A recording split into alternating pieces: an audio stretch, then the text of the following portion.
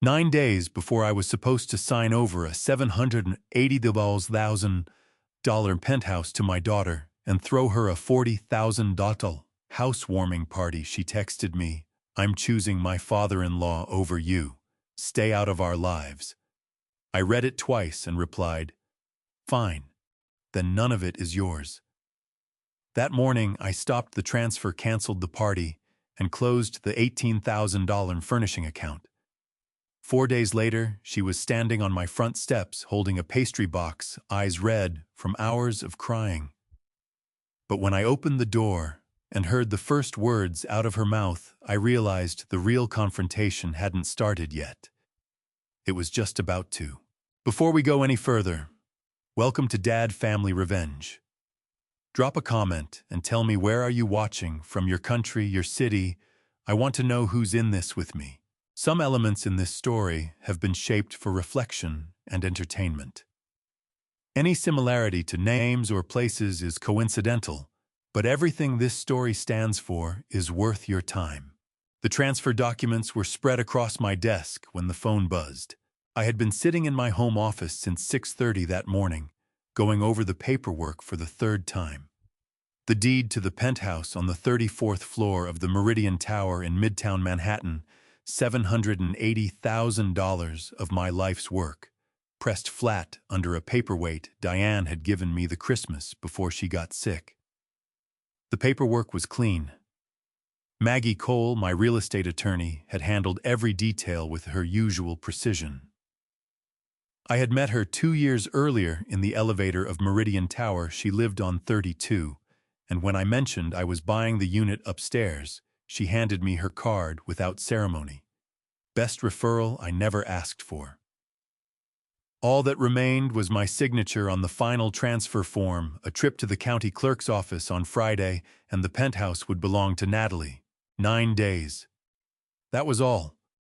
I picked up my coffee mug, the old ceramic one with a chipped handle that I refused to throw away, and I was lifting it to my mouth when the phone screen lit up on the corner of the desk. A text from Natalie. I set the mug down and read it. Then I read it again. Then a third time, because I was 60 years old, and I had spent 30 of those years reading contracts, and I knew better than anyone that words meant exactly what they said. "I'm choosing my father-in-law over you. Stay out of our lives." My chest didn't cave in the way I expected it to. My hands didn't shake. What I felt was something quieter and far more permanent than shock, a slow, heavy settling, like concrete being poured into the space behind my sternum. I thought about Diane. I thought about the way she used to stand in the doorway of this very office and say, "Raymond, don't grow old just to become your children's bank." I had laughed every time she said it. I wasn't laughing now. I looked at the transfer documents. I looked at the phone. I looked at the photograph of Diane on the corner of my desk, her smile wide, her hair catching the light at Lake George the summer before her diagnosis.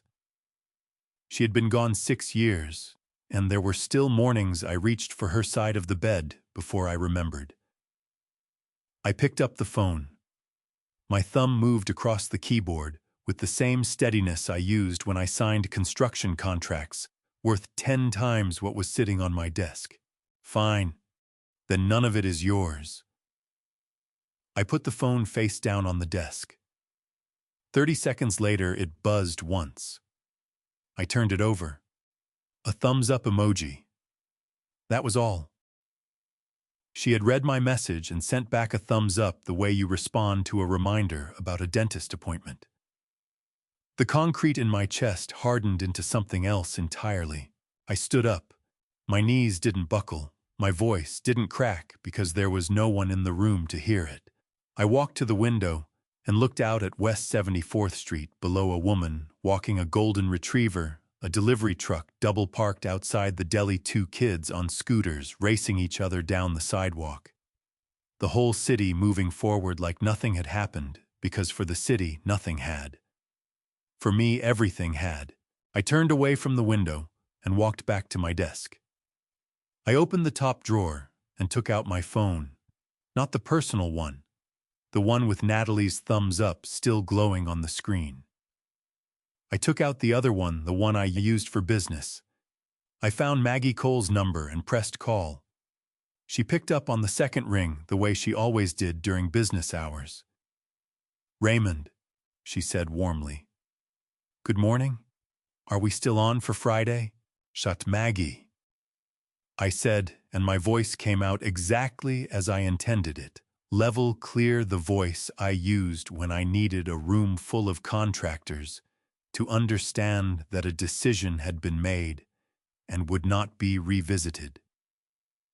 "I need you to stop the transfer. All of it.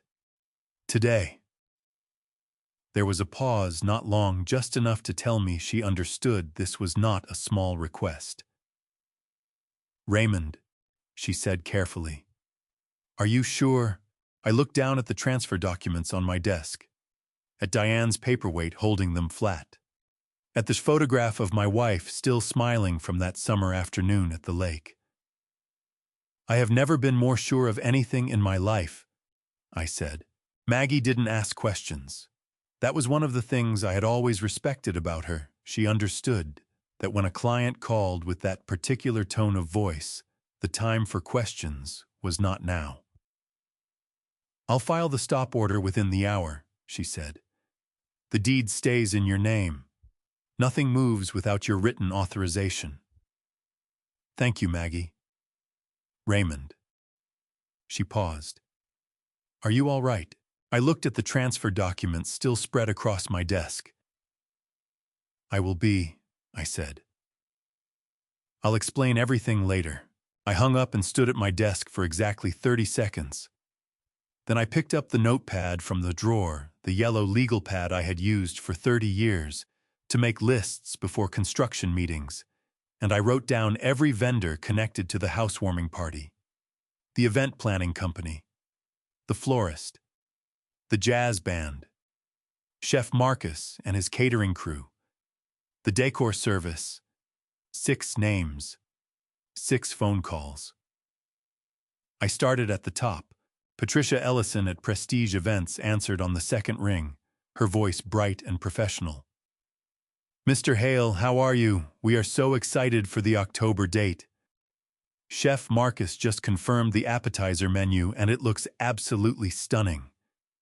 "Patricia," I said, cutting her off gently but firmly. "I need to cancel the event. Effective immediately." The brightness drained out of her voice like water from a bathtub. Pardon me. Should I cancel the reservation? The October date, the full package. All of it."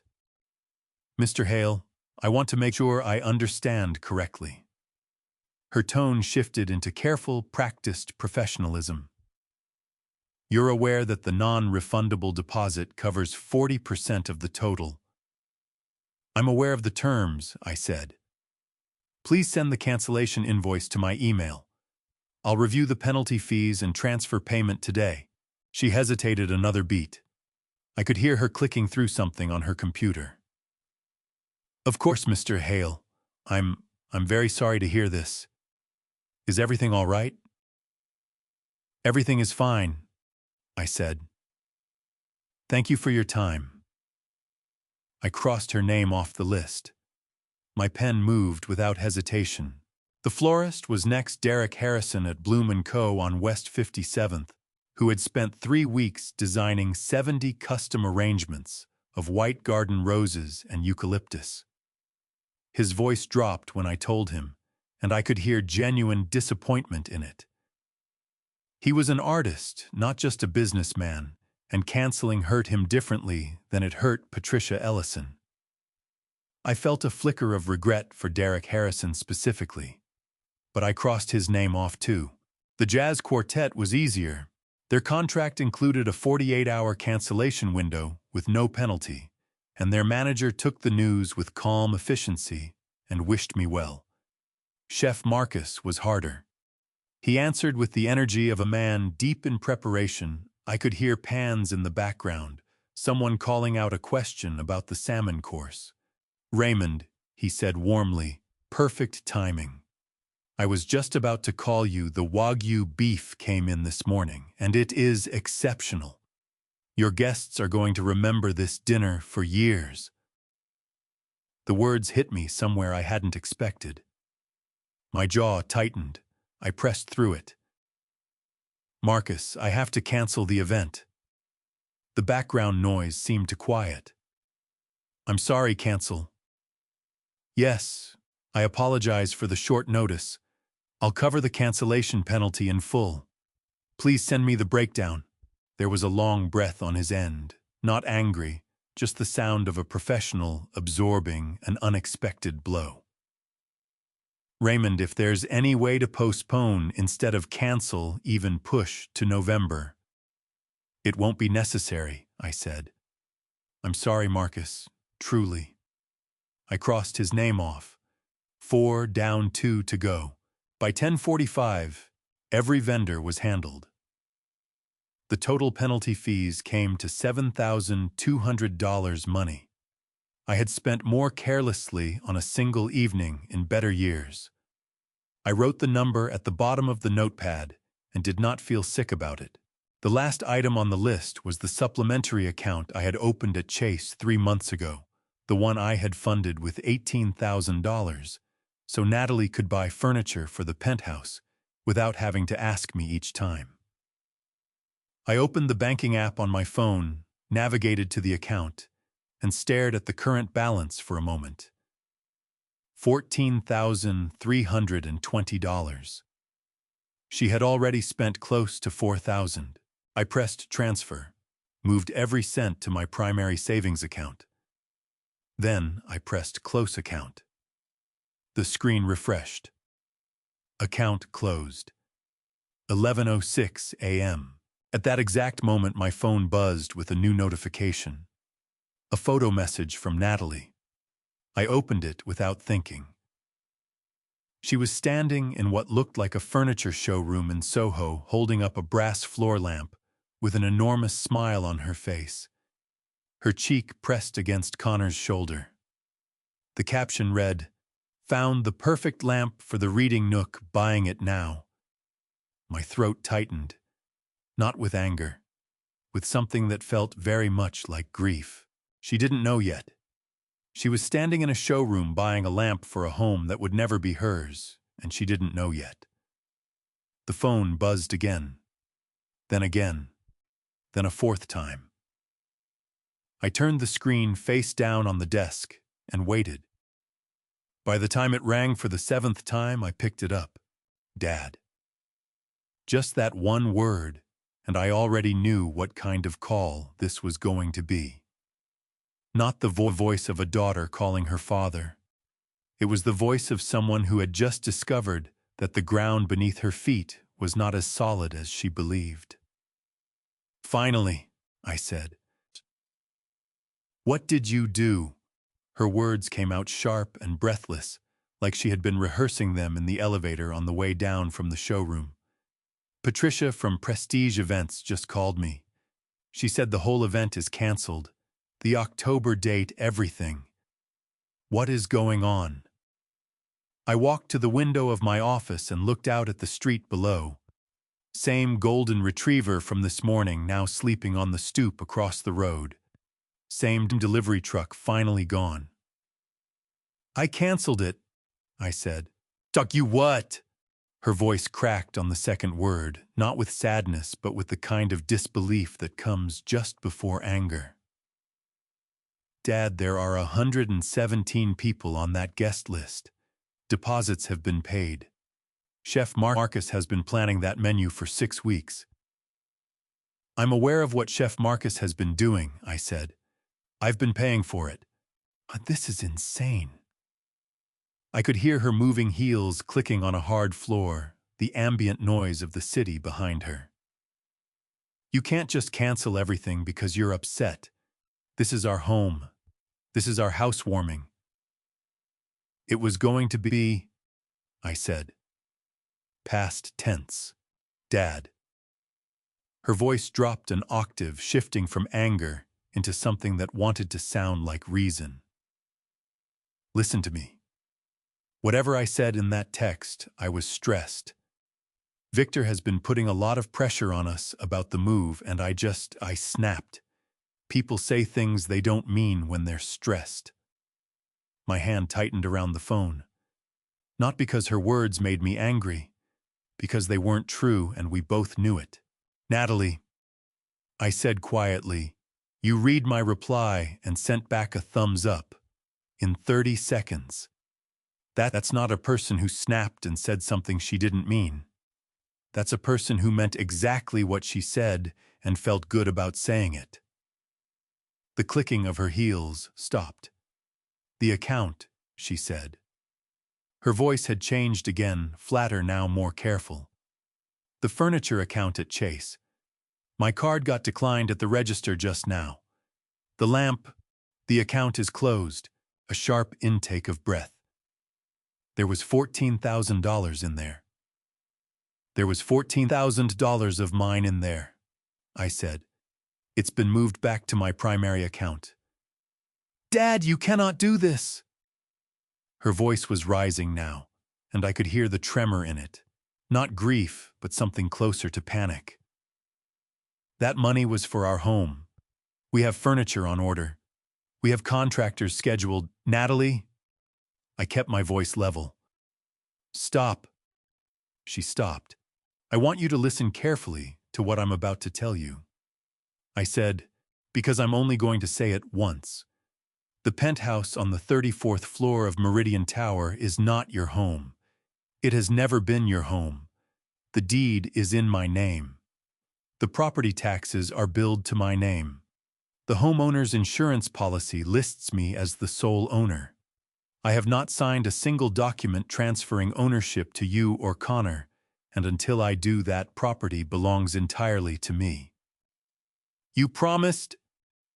Her voice broke on the word, raw and sudden, like a branch snapping under too much weight. Dad, you promised us that apartment. You showed us the paperwork. You said Friday. I said I intended to transfer it on Friday. I said. Intentions are not contracts, Natalie. In the state of New York, a promise to transfer real property, even a sincere one, even one made in front of witnesses, has no legal binding whatsoever unless it is documented in writing and signed by all parties. That is called the statute of frauds, and it has been the law in this state for over a century. There is nothing to take back because nothing was ever legally given. The tremor in her voice collapsed into something raw. This is not about the law, Dad. This is about you punishing me. I felt something move through my chest at that, not anger, not satisfaction. Something much older and much heavier. The particular ache of loving someone who cannot yet see what you see. I'm not punishing you, I said. You told me to stay out of your life. I'm respecting your wishes. Completely. That is not what I meant, and you know it. Her voice was rising again, sharp with desperation. I meant stay out of our decisions about the wedding, about how we want to live. You said stay out of your lives, I said. Not stay out of your decisions. Your lives. And I intend to do exactly that. Dad. I'm going to go now, I said. I have some things to take care of this afternoon. Don't you dare hang up this. I ended the call. I stood at the window for a long moment, my palm pressed flat against the glass. Outside, a yellow cab honked at a cyclist. A woman laughed loudly into her phone on the corner. The city kept moving, indifferent and relentless, the way it always did. I picked up my car keys from the hook beside the door. Meridian Tower, 34th floor, 40 minutes across town.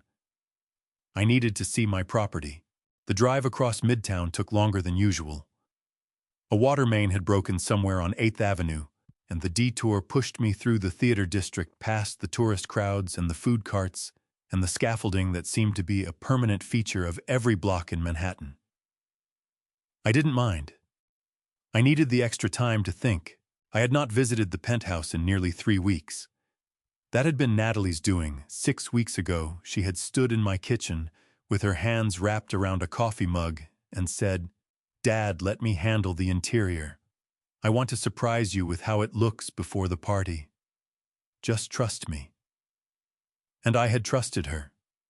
Because she was my daughter, and because trusting her was something I had always done without thinking twice, the way you trust the floor to hold your weight when you step out of bed in the morning. I pulled into the parking structure beneath Meridian Tower at 1:47 in the afternoon. The attendant recognized me and waved me through to the reserved owner's space on level 2. I took the elevator to the lobby, nodded to the front desk staff, and rode the main elevator up to the 34th floor. The doors opened. The hallway smelled different. It was subtle, something underneath the usual recycled air of a high-rise building. Later, I would learn that Natalie had introduced Victor to the front desk as a family consultant overseeing the renovation. They had no reason to question it. A cologne I didn't recognize. Dark and heavy, the kind that announces a man before he enters a room. I told myself I was imagining things. I wasn't. I unlocked the front door with my master key and stepped inside. The living room looked largely as I expected, the pale hardwood floors. I had chosen the floor-to-ceiling windows with their unobstructed view of Central Park, stretching green and gold in the October afternoon. But the curtains were wrong. I had left simple linen panels on the windows. These were something else entirely: heavy, formal drapes in deep charcoal, the kind that belonged in a midtown law firm, not a home. I walked further inside. My chest was beginning to tighten in a way I didn't like. The guest bedroom door was open. I stopped in the doorway and felt the air go out of me. The room I had imagined as a quiet reading space, the room I had half-pictured filling with Diane's old armchairs and the bookshelves I never had room for in the townhouse, had been transformed into a fully functioning private office. A large mahogany desk sat flush against the window, angled to face the door, with the authority of someone who expected people to come to him. On the desk, a laptop, a wireless printer, a leather portfolio embossed with the initials VW, and a neat stack of manila folders with color-coded tabs. I walked to the desk. My hands were steady, but my jaw was aching from how hard I was holding it. On the corner of the desk sat a small silver card holder. I picked it up and took out one of the cards. Victor Whitmore, Managing Director, Whitmore Capital LLC, an address on Park Avenue, East. I opened the closet. 2 suits hung inside, both Hugo Boss, both the kind of charcoal and navy that Victor favored at family dinners. Below them, a pair of Oxford shoes, polished to a mirror shine. On the shelf above, a leather toiletry bag, a bottle of the same cologne that had hit me in the hallway, and a prescription bottle with Victor's name on the label. My throat tightened until it hurt. Natalie had given him the door code. She had given Victor Whitmore, a man whose name was not on any document connected to this property. A man who had contributed exactly nothing to the $780,000 that purchased these 34 floors of Manhattan air. She had given him the code to my home. And he had moved in. Not as a guest, as an occupant. I stood in that closet doorway for a long moment, my hand gripping the doorframe hard enough that I could feel the edge of the wood pressing into my palm. I thought about Diane. I thought about 30 years of 6 a.m. starts and late bids and projects that ran over budget, and the particular exhaustion of building something from nothing. I thought about what it meant to have that something handed to a stranger while you were still alive to watch it happen. Then I let go of the doorframe. I went back to the main room, found 3 flat-pack moving boxes I had stored in the hallway closet months ago when I first started preparing the unit, and I carried them into Victor's office. I packed his suits with care, folding them properly along the seams. I wrapped the cologne bottle in a hand towel so it wouldn't break. I placed the prescription bottle gently in the side pocket of the toiletry bag. I stacked the manila folders in order without looking at their contents. I was not angry in the way that makes a man throw things. I was angry in the way that makes a man very, very quiet and very, very precise. When the boxes were full, I carried them to the hallway and set them beside the elevator.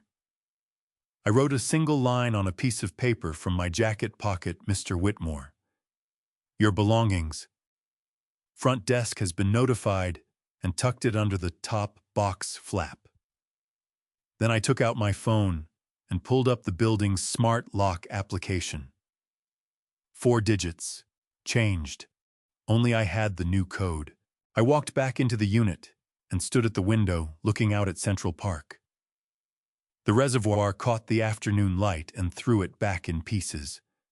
Somewhere down below the city was living its ordinary Tuesday, completely unaware that anything had shifted.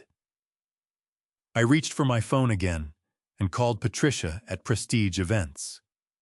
Patricia, I said, I need the complete guest list, every name, all 117.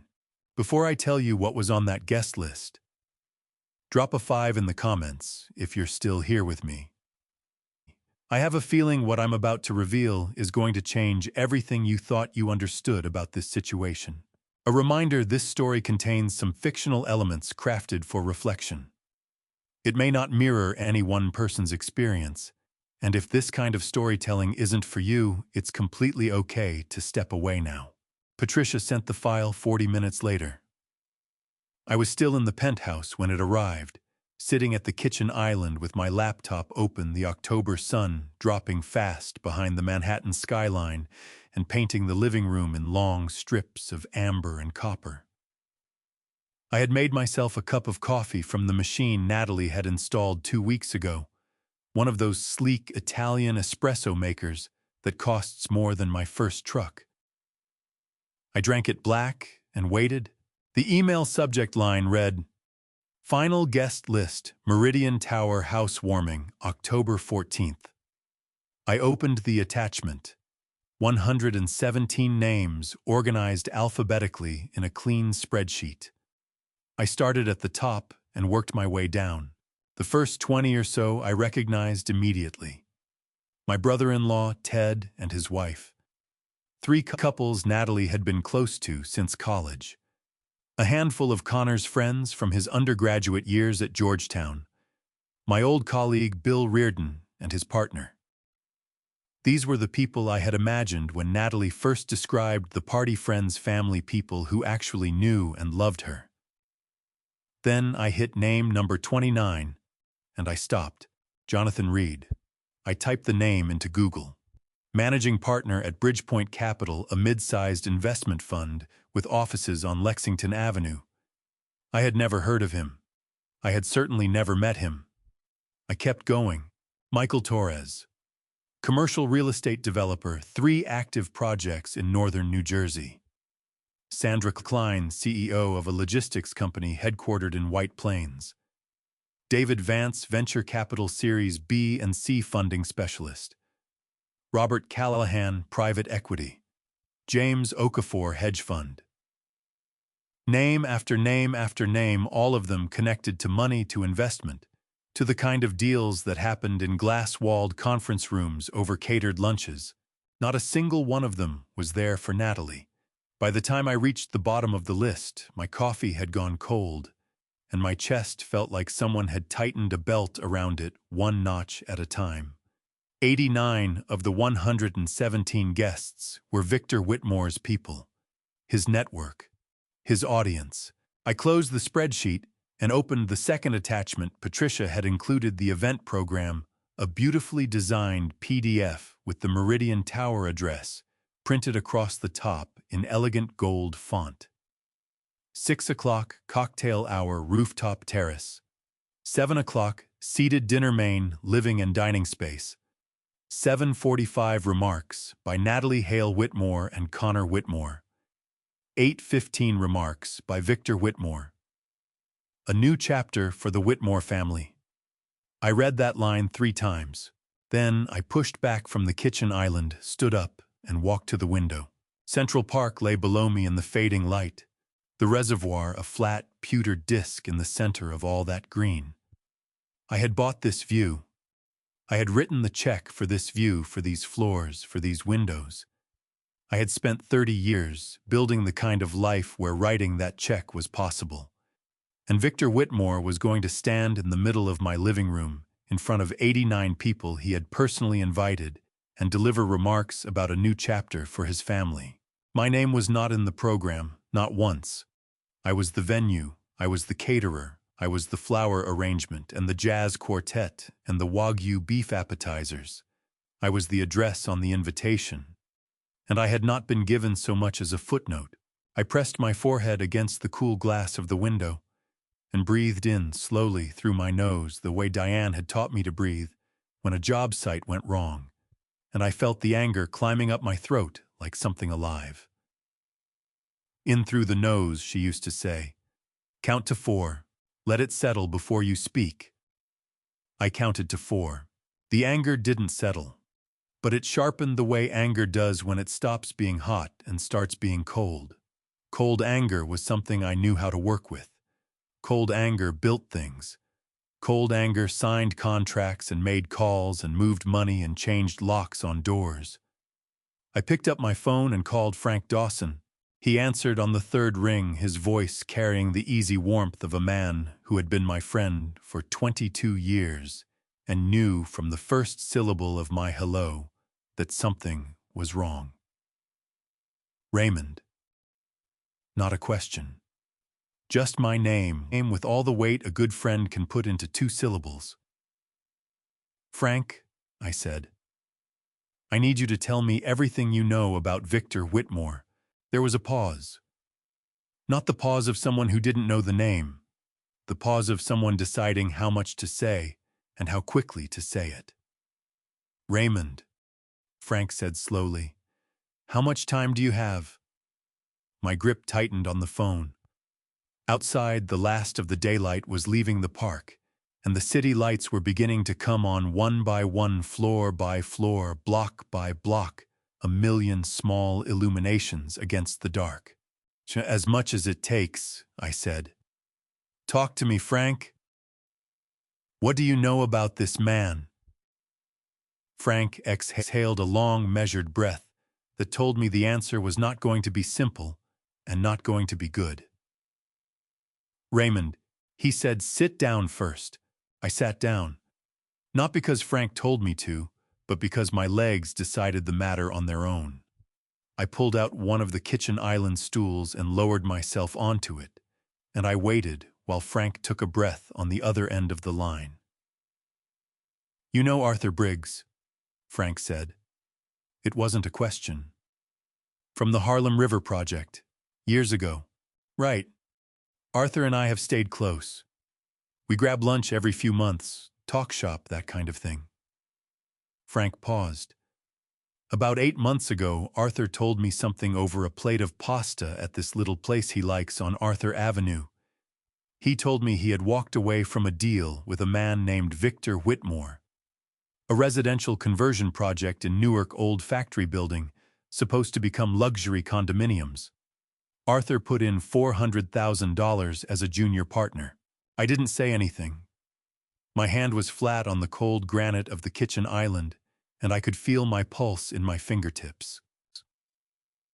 The numbers stopped making sense after the first year, Frank continued.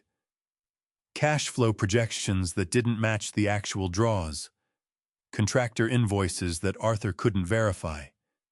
He asked for a full accounting twice and got a revised summary both times instead of the actual documents. So he got out.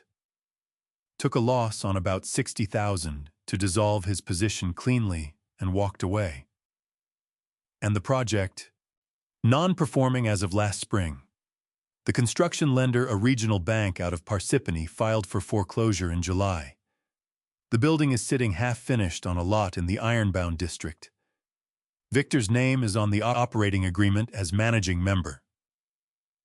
Frank's voice was careful the way it got when he was delivering bad news on a job site and wanted to make sure every word landed correctly. That's not the only one, Raymond. There's the commercial office building in White Plains.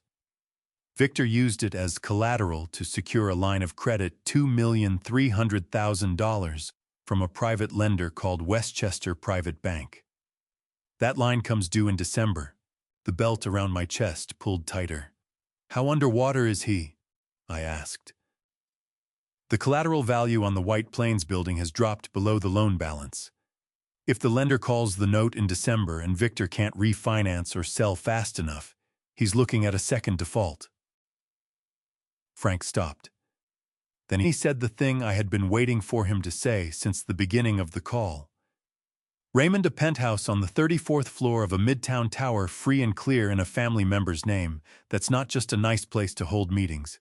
For a man in Victor's position, that address is the difference between keeping his investors at the table and losing every deal he has left. I stood up from the stool. My legs were steady now, the kind of steady that comes after everything uncertain has been decided. He wasn't building a life for Connor and Natalie, I said. He was building an exit ramp for himself. That's how Arthur reads it, Frank said quietly. I'm sorry, Raymond. I wish I'd said something sooner. I didn't know about the penthouse until tonight. You're saying it now. That's enough. I looked out the window at the park below, gone dark and quiet. Frank, one more thing. Do I have any legal obligation to proceed with the transfer? Any document I signed, any agreement? Talk to Maggie, Frank said immediately. But from what I know, if there's nothing in writing with signatures, you're clean. A conversation is not a contract. I called Maggie before Frank's number had even cleared my recent calls list. She answered in 2 rings. Raymond, I was wondering when you'd call back. Maggie, I need a straight answer. If I made a verbal promise to transfer property to a family member, no written agreement, no signed documents, am I legally bound to follow through? She didn't hesitate for even a second. No. Under New York's statute of frauds, any promise involving the transfer of real property must be in writing and signed by the party making the promise. A verbal commitment, no matter how clearly it was stated or who witnessed it, is completely unenforceable in court. You have no legal obligation whatsoever. I exhaled a long, slow release like pressure leaving a pipe. Thank you, Maggie. Raymond. Her voice softened slightly. Are you all right? I looked around the penthouse at the window where I had just pressed my forehead against the glass, at the empty doorway of the room that had been Victor's office an hour ago, at the view of Central Park going quietly dark below. I'm getting there, I said. I'll call you in the morning. I hung up, stood in the kitchen of the apartment that belonged to me and only me, and let the silence of the 34th floor settle around my shoulders like something solid. Tomorrow Connor would call. I already knew it. He called at 7:17 in the morning. I was at the kitchen table in the townhouse back from Midtown eating toast I didn't particularly want and drinking coffee I needed badly. When Connor's name appeared on the screen, I felt something that wasn't quite surprise, more like the particular lack of surprise you feel when a thing you've been waiting for finally arrives. I answered on the second ring. Uncle Raymond. His voice was careful, measured, the voice of a man who had rehearsed his opening line and was hoping it landed the right way. Connor. I know this probably isn't the best time to call. It's fine, I said. What's on your mind? He exhaled a short, controlled breath. I wanted to reach out. Natalie is really upset, and I know things got pretty heated yesterday, and I thought maybe if we talked, just the two of us, we could find a way to… Connor, I said, setting down my coffee mug. I'm going to ask you something directly, and I'd appreciate a direct answer. Did you know your father was using the penthouse as his personal office? The pause that followed was exactly 3 seconds long. I counted. He needed somewhere to take meetings, Connor said finally. Just occasionally. It wasn't supposed to be a permanent… Did you know, I said again, Same tone, same weight, another pause, shorter this time. Yes, I picked up my coffee mug again and took a slow sip. Did you know about the guest list for the housewarming? That 89 of the 117 guests were your father's business contacts. Connor's breath came out unevenly. Dad handles a lot of relationships. He thought it would be a good opportunity to... Connor. Yes, he said quietly. I knew. Did you know about the Whitmore Capital Q4 liquidity strategy document I found on his desk in my penthouse? This pause was the longest yet. When Connor spoke again, his voice had lost the careful, rehearsed quality entirely. It was just tired. I knew he was going through a rough patch. I didn't know all the details. I nodded to myself, though there was no one in the room to see it. Let me ask you something else. You've been living rent-free in an arrangement that only worked because your father was expecting to use my property as his base of operations. You knew that. And you said nothing to me and nothing to Natalie. It wasn't like that. What was it like, Connor? My voice didn't rise. It never rose. But it got quieter, and in my experience, that was considerably more effective. Because from where I'm sitting, it looks like you made a choice. Not your father's choice. Yours. Connor didn't answer immediately. I could hear him breathing shallow and fast, the breathing of a man whose chest has gotten tight. You're right, he said at last, and his voice cracked slightly on the second word, raw at the edges, like something that had been held together too long. I should have said something. I told myself it wasn't my business, that it would all work out, that once you signed the papers, everything would settle down. I convinced myself it wasn't hurting anyone. It was hurting me, I said simply. It just wasn't hurting anyone you could see. Connor made a sound, not quite a word, somewhere between an exhale and something more. I let it sit for a moment before I continued. You're not a bad man, Connor. I want you to hear that because I mean it. But you made a convenient choice at a time when the inconvenient one would have required something from you. There's a difference between not knowing and choosing not to look. I know. His voice had dropped to almost nothing. I'm sorry, Uncle Raymond. I genuinely am. I believe you, I said. But I need you to understand that an apology doesn't reopen the account or restart the transfer process. Those decisions stand. A long breath on his end. What about the penthouse? Natalie and I gave notice on our current apartment. We're supposed to be out by the end of the month. You'll need to make other arrangements, I said. I'd suggest starting today. Raymond, Connor.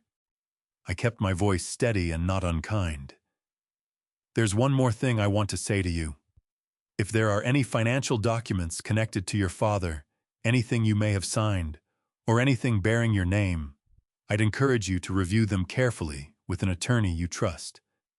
Not your father's attorney. Your own. A beat of silence. Then, why are you telling me that? Call it a word of caution from someone who has spent 30 years reading contracts, I said. That's all. He didn't push further. Maybe some part of him already understood more than he was ready to say out loud. We ended the call without resolution, without anger, without promises on either side. I set the phone face up on the kitchen table and looked at it for a moment. Then I picked up my toast, took a bite, and chewed slowly. 2 days passed. I tended to the garden on Wednesday morning and had dinner alone Wednesday night. Thursday, I drove up to see an old colleague about a consulting project I had been considering.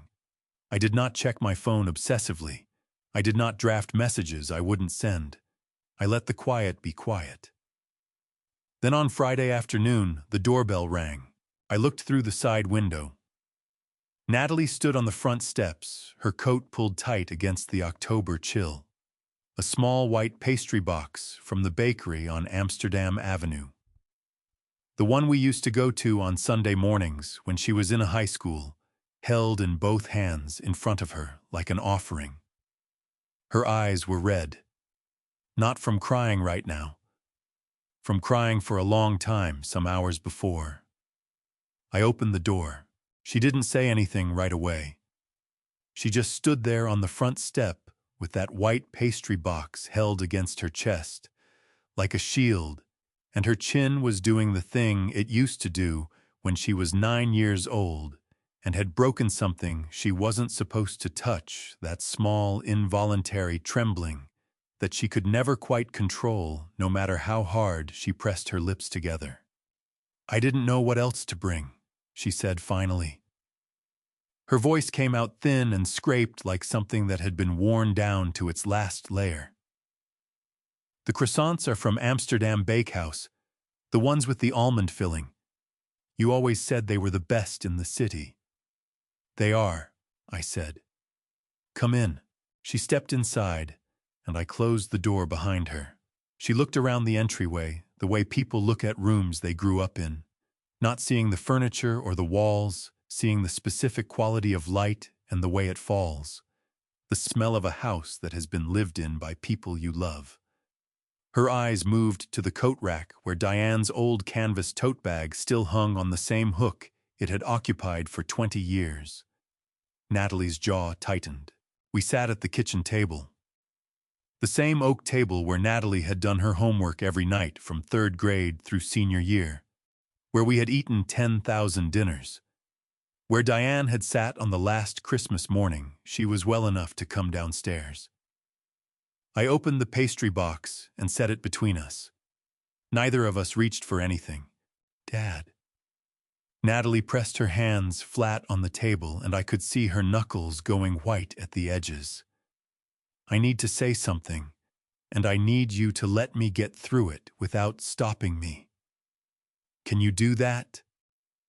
"Yes." She pulled in her breath that shook at the top, and then she let it go, and when she spoke, her voice was steadier than I expected, the steadiness of someone who has been rehearsing in the car on the drive over and is determined to get every word right. "Victor has been telling me for months that you were using money as a way to control my marriage. That every time you gave us something, the penthouse, the party, the account there, were strings attached that I couldn't see. He said a woman who was truly committed to her husband's family would stop relying on her father and start building something separate." She stopped. Her throat moved. "He said I needed to prove I was capable of standing on my own, that I was letting you make me small without realizing it." I kept my face still. The concrete feeling was back in my chest, but it was different now. Not the weight of anger, the weight of grief. "And you believed him," I said. "I wanted to." Her voice broke on the last word, cracking open at the seam. "That's the honest answer, Dad. I wanted to believe it because it made everything simpler. It meant I wasn't being ungrateful. It meant I wasn't choosing Connor's family over mine. It meant I was just growing up, becoming independent." She pressed the back of her hand against her mouth for a moment, holding something back. "He made it sound so reasonable. He always makes everything sound so reasonable." "Oh, he's very good at that," I said. "He told me to send the text." Her eyes filled and the first tear spilled over her left cheekbone and ran fast toward her jaw. She didn't wipe it. "Not those exact words, but he said I needed to make it clear where my loyalty was before the transfer happened. That once the paperwork was signed, everything would relax. That it was just a necessary step." I looked at my daughter across the table, at the tear drying on her jaw, at her white knuckles pressed flat against the oak grain, at the pastry box sitting open between us with the almond croissants going slightly stale in the afternoon air. "Natalie," I said, "I need to ask you something, and I need you to answer it honestly." She nodded. "Who was holding the phone when you sent that message?" She blinked. A second tear followed the track the first one had left. "I was. Did Victor type it?" "No." "Did he tell you the exact words to use?" "No. He said I needed to be clear. And I wrote it myself, and I sent it myself." Her voice collapsed entirely, and she pressed both hands over her face, and her shoulders began to shake with the particular violence of someone who has been holding something in for a very long time and has finally run out of the strength to keep holding. The sound she made was not pretty crying. It was the ugly wrenching kind, the kind that comes from somewhere deep in the chest and doesn't care what it looks like on the way out. I let her cry. I didn't reach across the table and pat her hand. I didn't tell her it was going to be okay. I just sat with her the way Diane used to sit with me when a project fell apart, and there was nothing to be done except feel it completely before you could start thinking about what came next. After a while, the shaking slowed. Natalie lowered her hands. Her face was blotched and wet, and she looked about 14 years old. "Ma, then own it," I said gently. "You can explain the context. You can tell me every conversation Victor had with you for the last 6 months. But at the end of all of it, you held that phone and you pressed send. That part belongs to you." She nodded, a small, miserable nod. "I know." "Good." I reached over and pushed the pastry box slightly closer to her. "Eat something. You look like you haven't slept." She let out a sound that was almost a laugh, broken at the edges, but almost. She reached into the box and took an almond croissant, and I took one too. And for a few minutes, we just sat there at Diane's oak table eating bakery pastry in the Friday afternoon light. Then Natalie set her croissant down. She wiped her fingers on a napkin. She looked up at me with an expression I recognized, the one she wore whenever she was about to say something she'd already decided to say, and was bracing for the response. "Dad," she said, her voice dropping into the softer, younger register she only used when she was frightened or sad, or needed me to be just her father and nothing else. "When do you think you might reopen the furniture account?" My chest tightened, not with anger, with something lonelier than anger. "And the penthouse transfer," she continued, her voice going careful and small. "Maggie mentioned the paperwork was just paused, not canceled. So maybe once things settled down, we could—" "Natalie." My voice came out very quiet. She stopped. "You just asked for the accounts and the apartment before you asked for your father back." I looked at her steadily. "Do you understand what I mean by that?" The color left her face. Her lips parted. She looked down at the half-eaten croissant on the table in front of her, and I watched something move across her expression, understanding arriving late the way it sometimes does, like a letter delayed in the mail. She didn't answer. She didn't need to. I stood up and began clearing the pastry box from the table. Outside, the October afternoon was going gray and cool, the kind of late afternoon that feels like something ending. "I'll walk you out," I said. She got up without a word. At the front door, she turned back once, and her eyes moved to Diane's canvas tote bag on the hook, and her chin did that trembling thing again. Then she stepped outside, and I closed the door, and I stood in the hallway for a long time looking at the bag on the hook and thinking about nothing at all. My phone buzzed. Victor Whitmore was calling. I turned the screen face down and went to make another cup of coffee. Frank called at 9:43 that evening. I was in the kitchen halfway through a bowl of soup I had heated from a can. The kind of meal you make when cooking feels like too much effort and eating feels like a formality. When Frank's name appeared on the screen, I answered immediately. "Raymond?" His voice had a particular quality to it, not alarm, but something adjacent to it.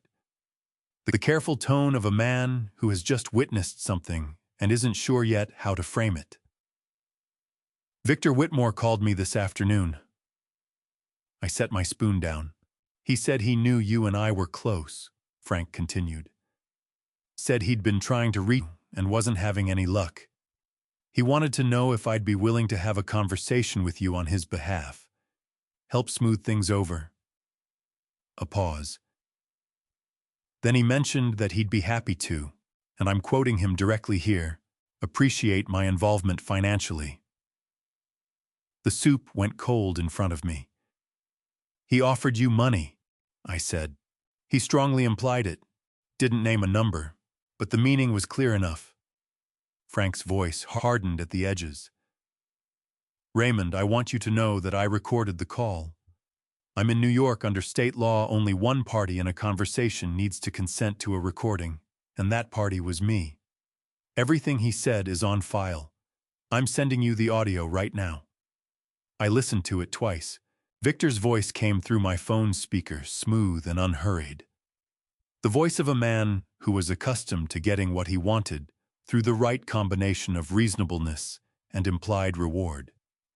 He talked about family and reconciliation and the importance of not letting a misunderstanding fracture a relationship. And then near the end, almost as an aside, I always believe in recognizing the people who help bring things together. Generosity goes both ways, Frank. I sat with the recording for a long time after it ended. Then I went to bed. I slept better than I had any right to. At 10:23 the next morning, the doorbell rang. I already knew who it was. I had known since last night. A man like Victor Whitmore does not accept a closed door. He simply looks for a different entrance. When the phone goes unanswered, he arrives in person. When the terms are rejected, he reframes them and tries again. It was, I supposed, what had made him successful for as long as he had been. I opened the door.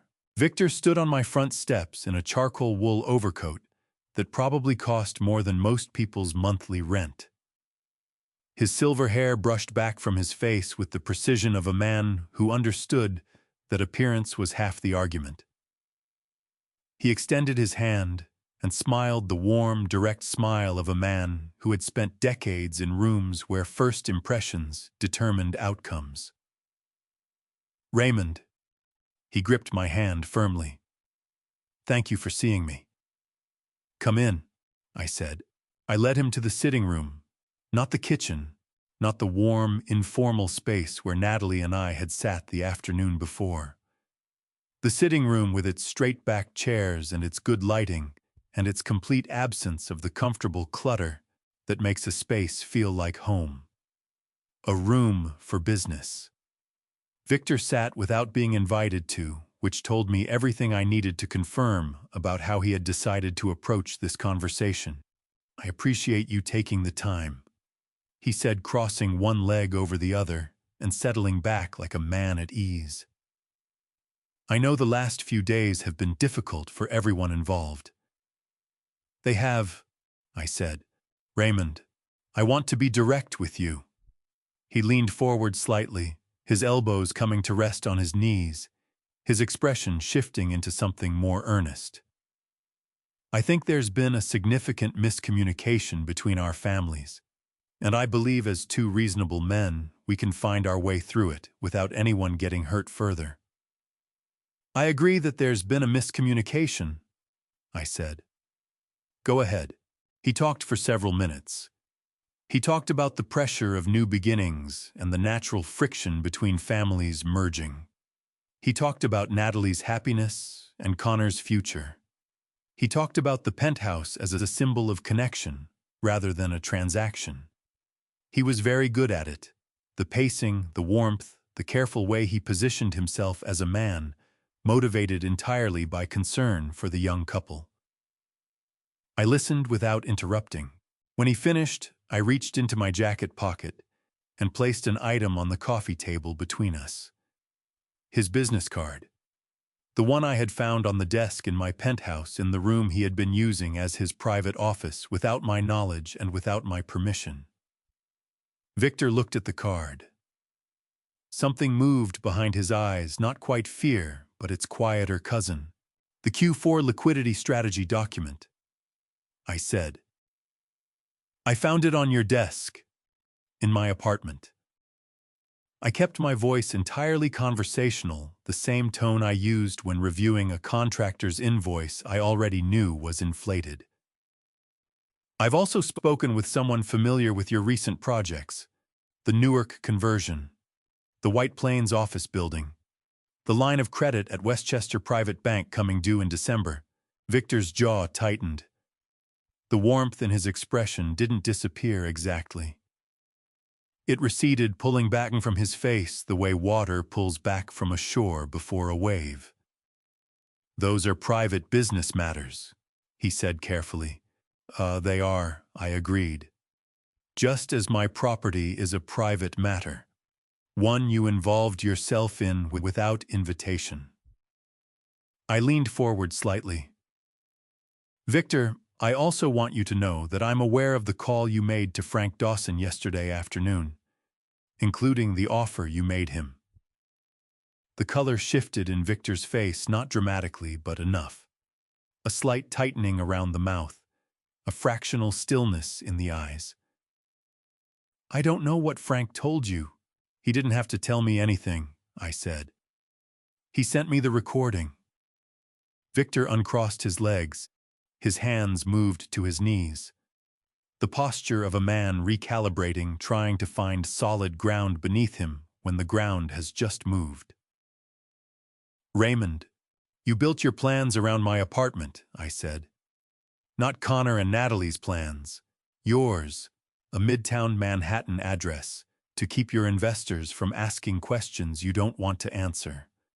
A venue with my name on the deed and your name on the program. I stood up. I'd like you to leave now. Victor stood too. He was a tall man, and he used his height the way tall men sometimes do as a form of punctuation. But I had been on construction sites for 30 years.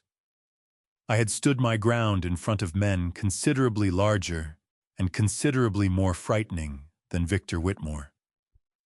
You'll regret this, he said. His voice had lost its warmth entirely, now stripped back to something harder and colder underneath. Connor and Natalie have built their entire future around that apartment. You're not just hurting me, you're hurting your own daughter. I walked to the sitting room door and held it open. I've already spoken with Connor, I said. And Natalie was here yesterday. I met his eyes steadily. The boxes of your belongings are in the hallway. The building's front desk has been notified. The door code has been changed. I paused. Have a safe drive home, Victor. He walked past me without another word. I heard the front door open and close. I heard his footsteps on the porch steps, then the sound of a car door, then an engine turning over and pulling away from the curb. I went back to the sitting room and stood at the window watching his car disappear around the corner of West 74th Street. My phone buzzed. Natalie. I answered it. Dad. Her voice was different from any version of it I had heard in the past 4 days. Not the tight, rehearsed anger of Tuesday's phone call. Not the thin, scraped apology of yesterday afternoon. This was something rawer and more fundamental, the voice of someone who has just seen something they cannot unsee and is still standing in the place where they saw it. Natalie, I said. Are you all right? No. The word came out flat and honest, stripped of any attempt to manage how it sounded. I'm not all right. I need to tell you something, and I don't know how to start. Start wherever makes sense, I said. I'm listening. I heard her pull in a breath. Then she said, Last night after I left your house, I came home and Connor was in the shower. I needed to print a document for work, a presentation I have to give Monday morning, and my laptop was out of battery, so I opened Connor's. I wasn't looking for anything. I just needed to print. Okay, I said. His email was open, and I wasn't trying to read his messages. I just needed to get to the printer settings. But the screen was right there, and I saw a folder. Her voice tightened. The trash folder. And I saw a name in the preview, Victor Whitmore, and the subject line said, "Timeline for transfer urgent." My hand tightened around the phone. I opened it, Natalie said. I know I probably shouldn't have, but I opened it. A shaking breath. Dad, it was sent 3 weeks before I sent you that text. 3 weeks. Victor wrote to Connor saying he said the transfer needed to happen before you changed your mind. He said I needed to, he used the phrase, cut the cord. He said Connor needed to use what he called the independence angle with me because... Her voice broke apart on the next words, fracturing right down the middle. Because it always works with her type. I sat down on the arm of the sofa. The room felt very still. Her type, I repeated. Yes. The sound Natalie made then was not quite a word. It was the noise of someone whose chest has been hollowed out and is only just discovering the dimensions of the empty space. Her type, Dad. I'm her type. I'm the woman who wants to be taken seriously by her husband's family, who wants to prove she's capable, who wanted so badly to believe that standing up to you meant I was finally growing up. Her voice collapsed entirely into tears. Not the controlled kind, not the kind she had tried to manage yesterday at the kitchen table. This was full and ugly and completely undone. He knew exactly which door to walk through, and he walked right through it, and I opened it for him. I pressed my free hand flat against my knee. My jaw ached. Where was Connor when you found this? I asked. Still in the shower. I confronted him as soon as he came out. I put the phone in front of his face and I asked him if he had read it. A sharp, wet inhale. He said yes. He said he read it and deleted it because he didn't want to deal with it. He said he thought it was just Dad being Dad, that's the phrase he used. Just Dad being Dad, and that once the transfer happened, everything would be fine. He deleted it into the trash, I said.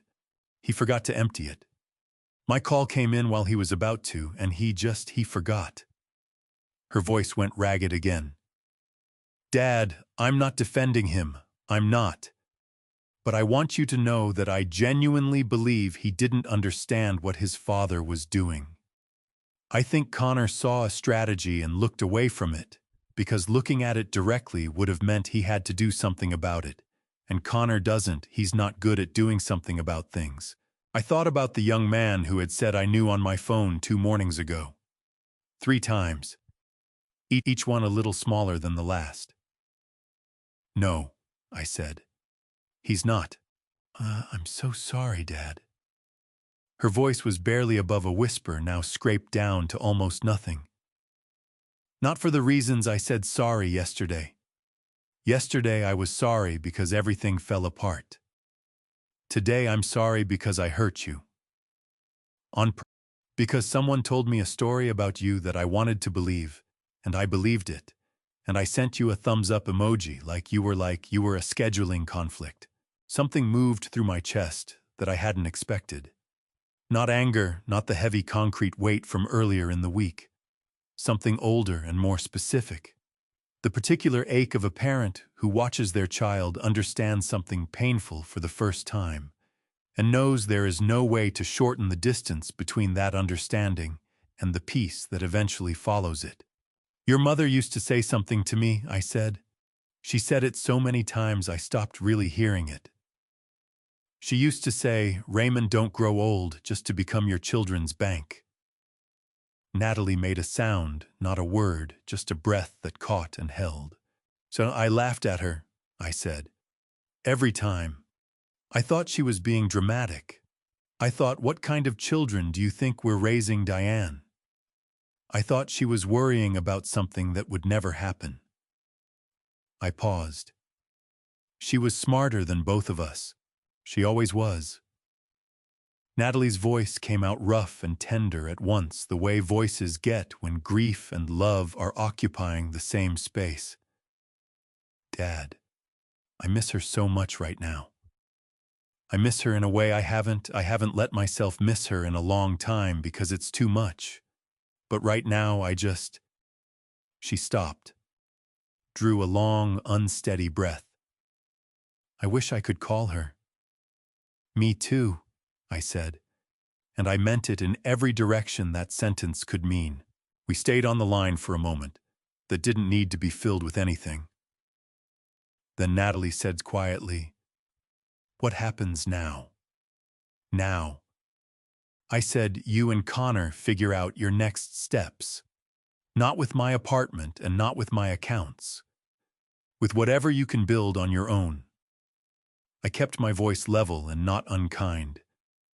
"That's not a punishment, Natalie. That's just life. Most people start there." "I know." A long breath. "Dad, I need to ask you something, and I need you to answer me honestly. Go ahead. Do you still love me?" My throat tightened until it hurt. "Natalie," I said, "I have loved you since before you had a name. That has never been the question." I stopped for a moment, making sure the next words came out right. "The question is what kind of relationship we build from here. And that part is going to take some time." She was quiet for a moment. Then, "Okay. Just that. Okay. Small and real and entirely without performance. Get some sleep," I said. "And Natalie, tell Connor to call the attorney I mentioned. Not tomorrow. Today." I heard her breath catch slightly at that. She knew I was referring to something specific even if she didn't know all of it yet. She would know soon enough. "I will," she said. "Good night, Dad." "Good night." I set the phone down on the sofa beside me. Outside, the October Saturday was continuing without any regard for what had just happened inside this room. A couple walking a stroller past my window, a kid on a bicycle, leaves skittering across the sidewalk in the wind off the Hudson. I took out my phone again and typed a message to Maggie Cole. "Maggie, I want to talk about a different decision regarding the penthouse. Available tomorrow morning." I pressed send. Looked around the sitting room, the good chairs, the careful lighting, the room I had used for business today because it felt appropriate. Then I stood up, walked to the kitchen, and began making dinner. Not from a can this time. Something that required a cutting board and a pan and actual attention. Diane had always said cooking was the one thing that forced you to stay exactly where you were. She had been right about that too. "Dad." Her voice was different from any version of it I had heard in the past 4 days. Not the tight, rehearsed anger of Tuesday's phone call. Not the thin, scraped apology of yesterday afternoon. This was something raw and more fundamental, the voice of someone who has just seen something they cannot unsee and is still standing in the place where they saw it. "Natalie," I said. "Are you all right?" "No."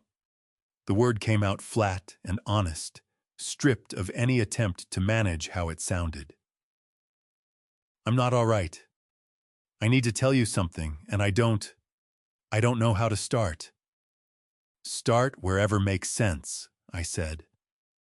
"I'm listening." I heard her pull in a breath.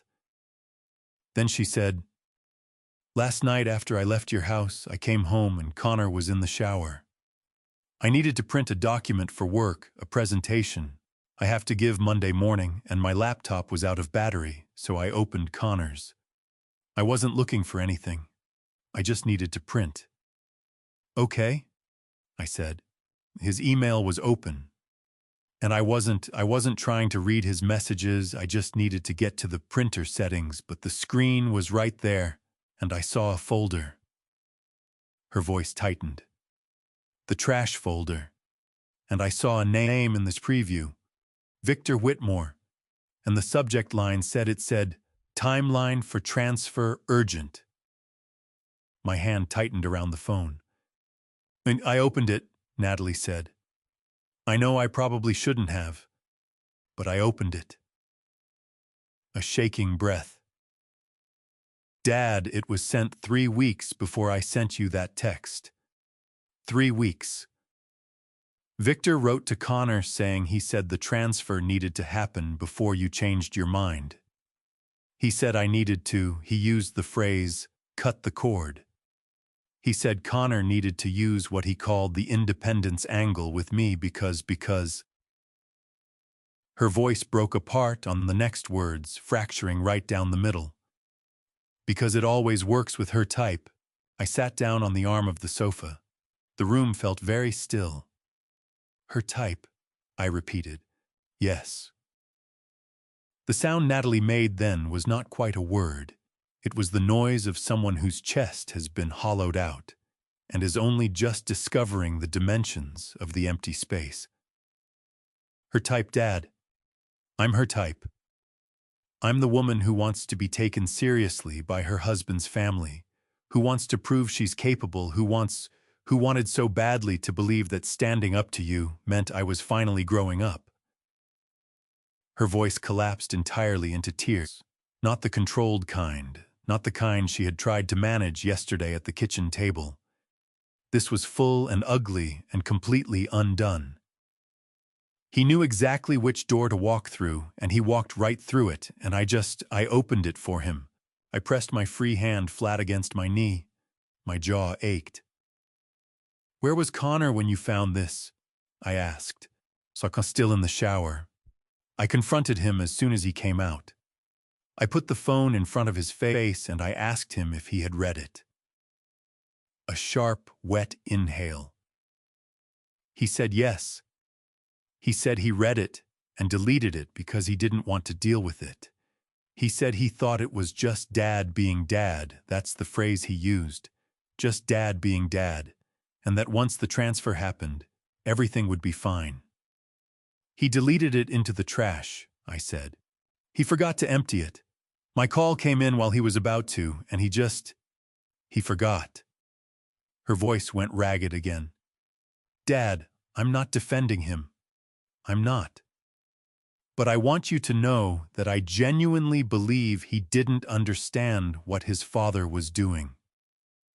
I think Connor saw a strategy and looked away from it, because looking at it directly would have meant he had to do something about it.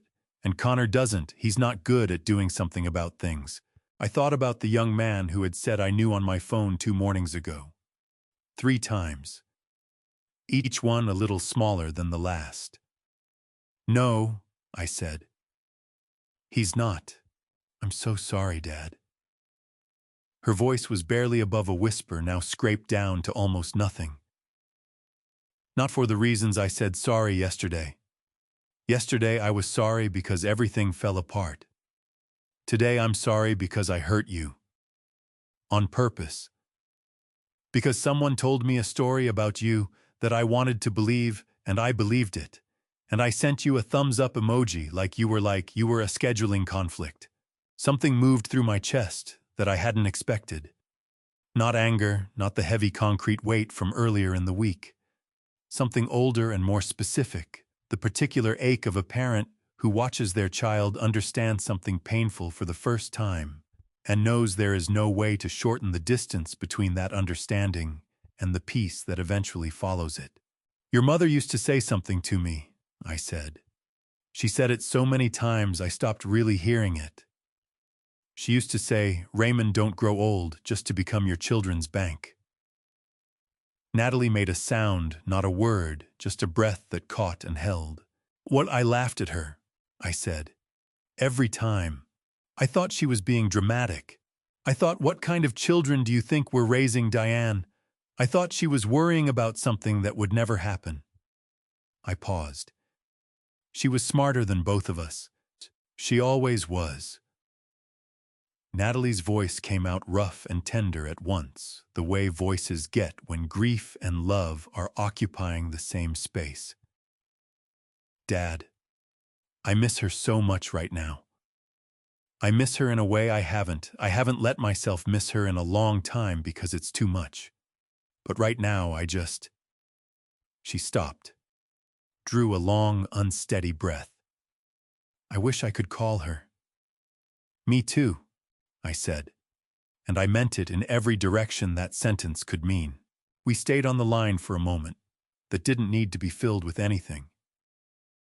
Then Natalie said quietly, "What happens now?" "Now," I said, "you and Connor figure out your next steps, not with my apartment and not with my accounts, with whatever you can build on your own." I kept my voice level and not unkind. "That's not a punishment, Natalie. That's just life.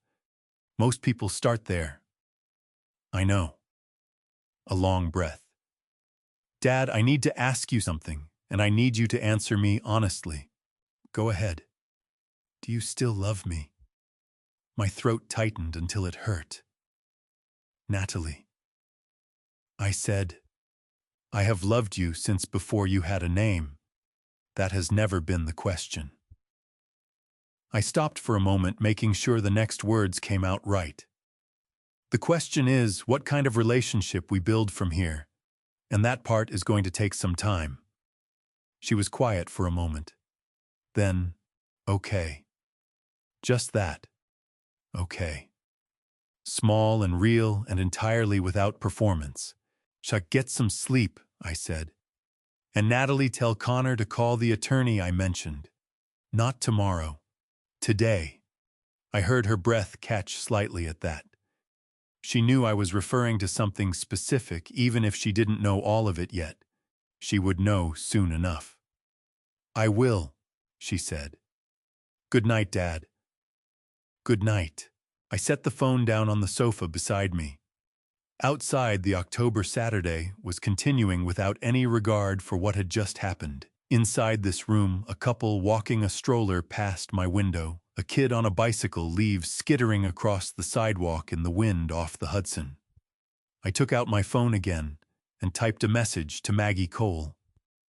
"Maggie, I want to talk about a different decision regarding the penthouse. Available tomorrow morning." I pressed send. Looked around the sitting room, the good chairs, the careful lighting, the room I had used for business today, because it felt appropriate. Then I stood up, walked to the kitchen, and began making dinner. Not from a can this time. Something that required a cutting board and a pan and actual attention.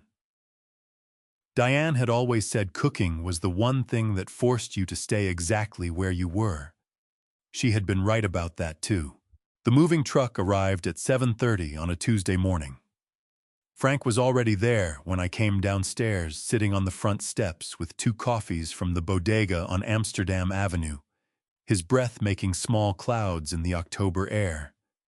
He handed me one without a word and stood up and rolled up his sleeves.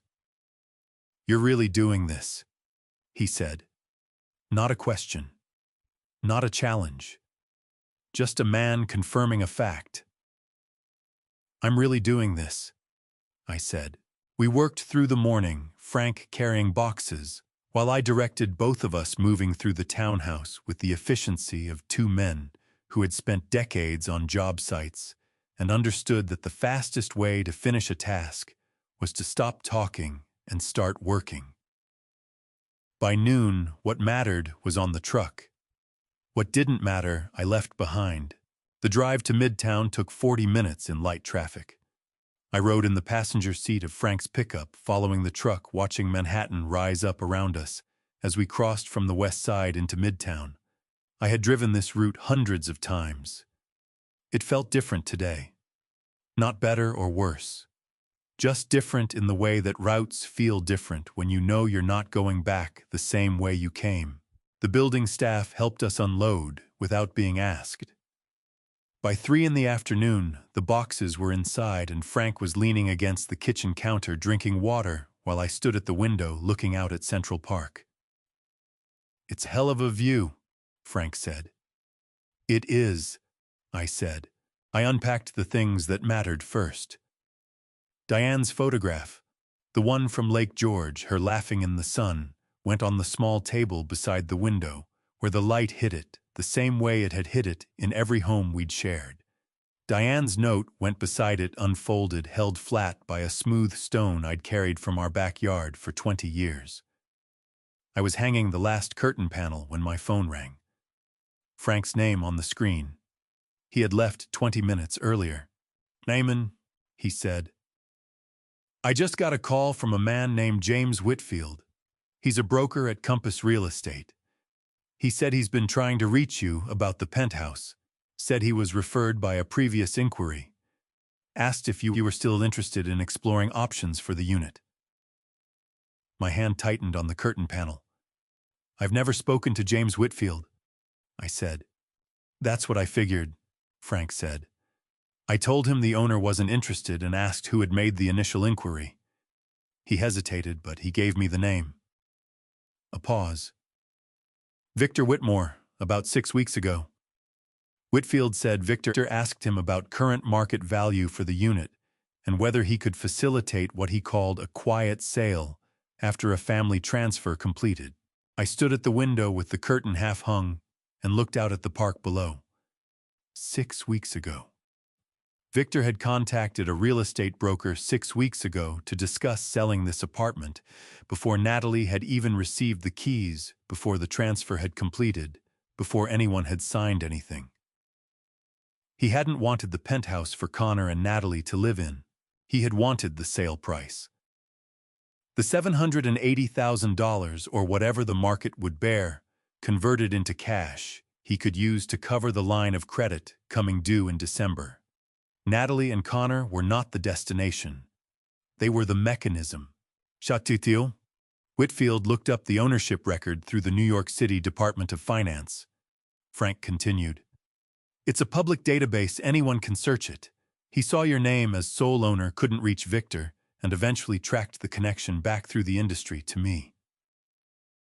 Another pause. Raymond, are you all right? Yes, I said.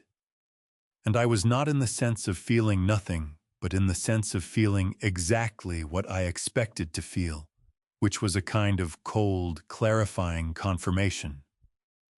The last piece of a picture I had already mostly assembled.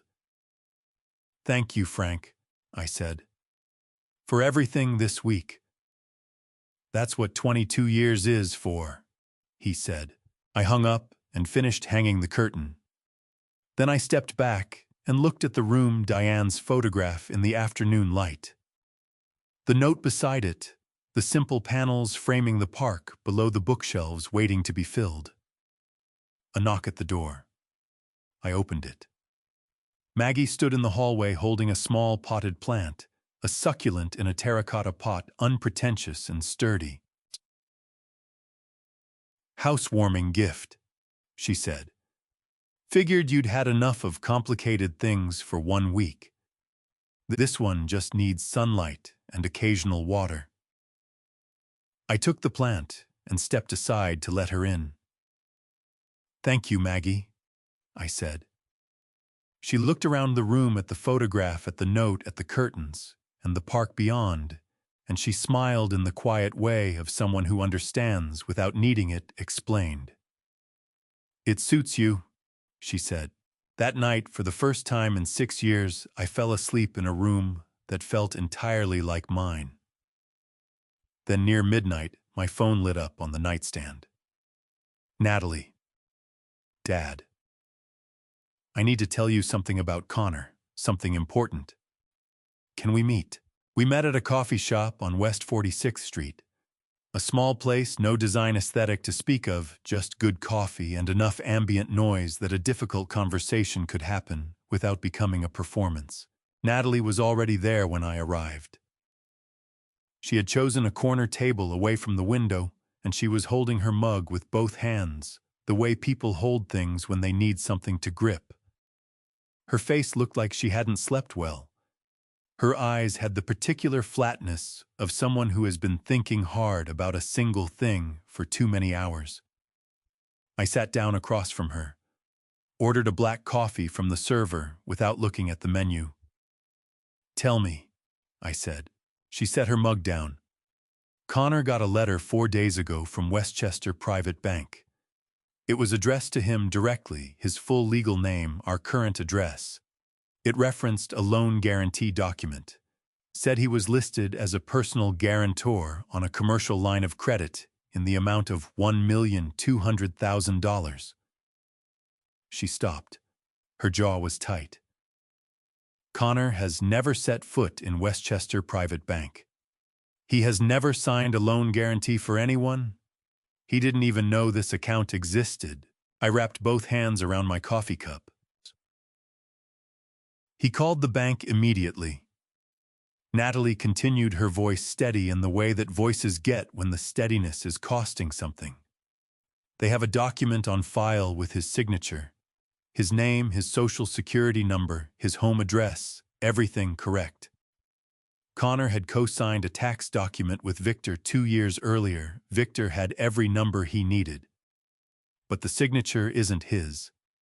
Her eyes met mine directly. Dad, Connor has a very specific way he signs his name.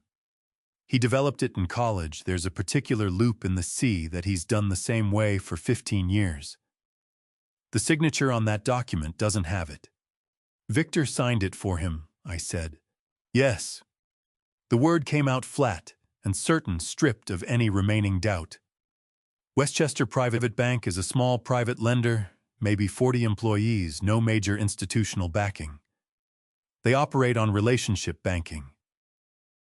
Victor has worked with them before, apparently, and their verification process isn't what you'd find at Chase or Citibank. Someone who knew Connor's details could have walked that document through without the kind of scrutiny a larger institution would apply. She pressed her lips together. The bank sent the notice because Victor missed his October payment. When a borrower defaults, the lender notifies every party on the loan, including guarantors. That's how Connor found out he was on it. I thought about the word I had said to Connor 10 days ago, standing in my kitchen with my half-eaten toast. If there are any financial documents connected to your father, anything bearing your name, I'd encourage you to review them carefully with an attorney you trust. He hadn't known what I meant then. He knew now. Connor hasn't slept in 3 days, Natalie said, and for the first time since I sat down, her voice wavered, not much, just enough to show the edges. He keeps saying he should have listened to you. He keeps saying you warned him and he didn't understand what you were warning him about. Her eyes filled and she blinked hard, refusing to let it spill over. He's scared, Dad. He's genuinely scared. I reached into my jacket pocket and took out a business card. I slid it across the table toward her. His name is David Rice, I said. He runs a commercial litigation practice on Lexington Avenue. I've known him 15 years. He's handled cases involving fraudulent financial instruments before he'll know exactly what to do. I tapped the card once. Tell Connor to call today, not this week. Today. And tell him to bring every piece of paper the bank sent along with anything he can find that demonstrates his authentic signature from before this document was created. Natalie picked up the card. Her fingers were trembling slightly as she turned it over. Can Connor actually fight this legally? Forging someone's signature on a financial instrument is a felony under New York law, I said.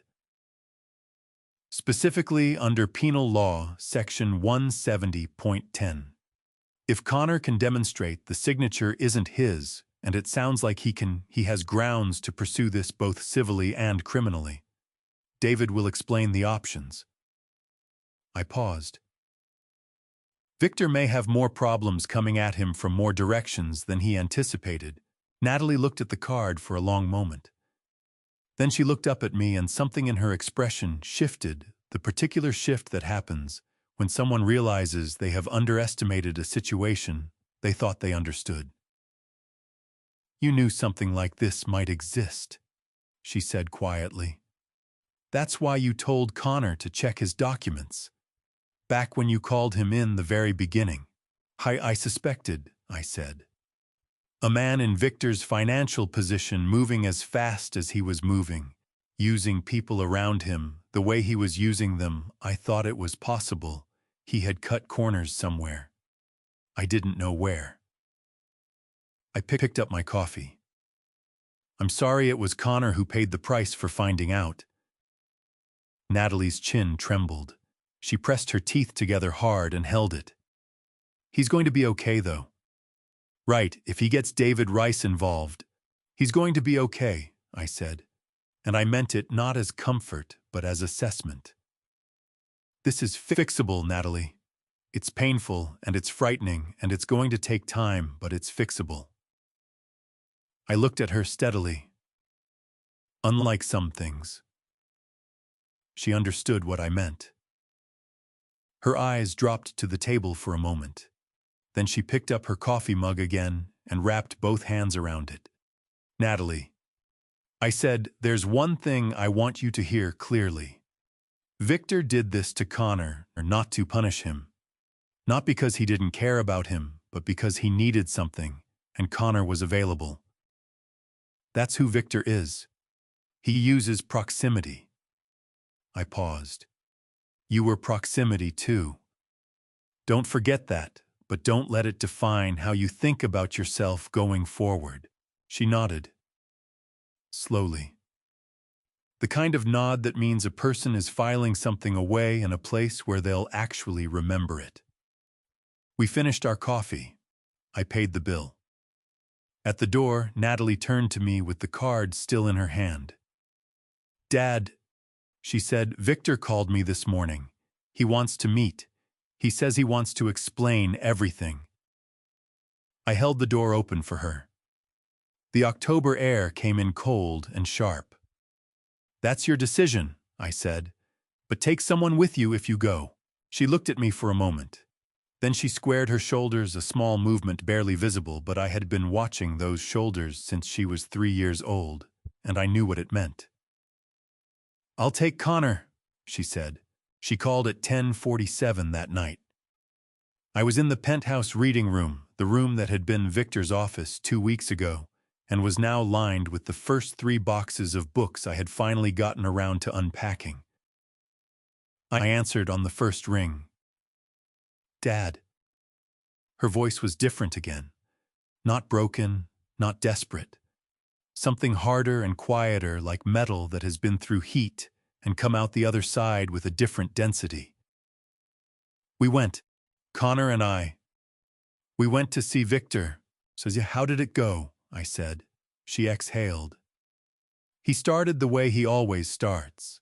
Very calm, very reasonable, very in control. He said the bank situation was an administrative misunderstanding. He said the signature issue would be resolved privately inside the family, no need to involve attorneys. He said all he needed was for everyone to take a breath and remember that we were talking about family. And I put my phone on the table," she said. "I showed him the screenshot of the email he sent Connor, the one about the independence angle, the one about cutting the cord." Her voice tightened. He looked at it for a long time. Then he said the email had been taken out of context. He said everything he did was motivated by wanting to protect Connor's future. "Did Connor say anything?" I asked. What Natalie said next stopped me cold. He said, "Dad." Her voice cracked on the second word. Not with sadness, but with something close to wonder, the particular wonder of seeing someone do something you didn't know they were capable of. "Not Victor." He said, "Dad." He looked at Victor, and he said everything you did was for you, not for us. You used Natalie to get to the apartment. You used my name on a document I never signed. That's not protecting my future. That's using my future as collateral. I pressed my hand flat against the arm of the chair. Victor told him he was being dramatic, Natalie continued. He said Connor didn't understand the full picture, that he was reacting emotionally, that once things settled down, he'd see that his father had always had his best interests at heart. Her voice went flat. And then Victor said something about you. What did he say? He said you were a 60-year-old man with no wife and no real plans, sitting on an asset that had no purpose in your life anymore. He said what you were doing wasn't love, it was control. He said, she stopped, drew a breath. He said people like you don't change, Dad. That you'd spent your whole life deciding what was best for everyone around you and calling it generosity. My jaw tightened until I felt it in my temples. Connor stood up, Natalie said, and her voice broke open on those 3 words, cracking wide with something that was equal parts grief and pride. He stood up. He looked at his father and he said, "That's enough." And Victor looked at him like he'd never seen him before, like he genuinely could not process what was happening. And Connor said, she stopped again. I heard her composing herself, pulling herself back together from the inside. He said Raymond Hale built something from nothing and gave it to people he loved without asking for anything back. Don't talk about him like that in front of me. The room was very quiet around me. He walked out, Natalie said. Connor just walked out, and I followed him. And Victor didn't come after us. He just sat there. Her voice dropped to almost nothing. I don't think he knew what to do when the script stopped working. I looked at Diane's photograph on the table by the window. The Lake George afternoon, the wide laugh, the light catching her hair.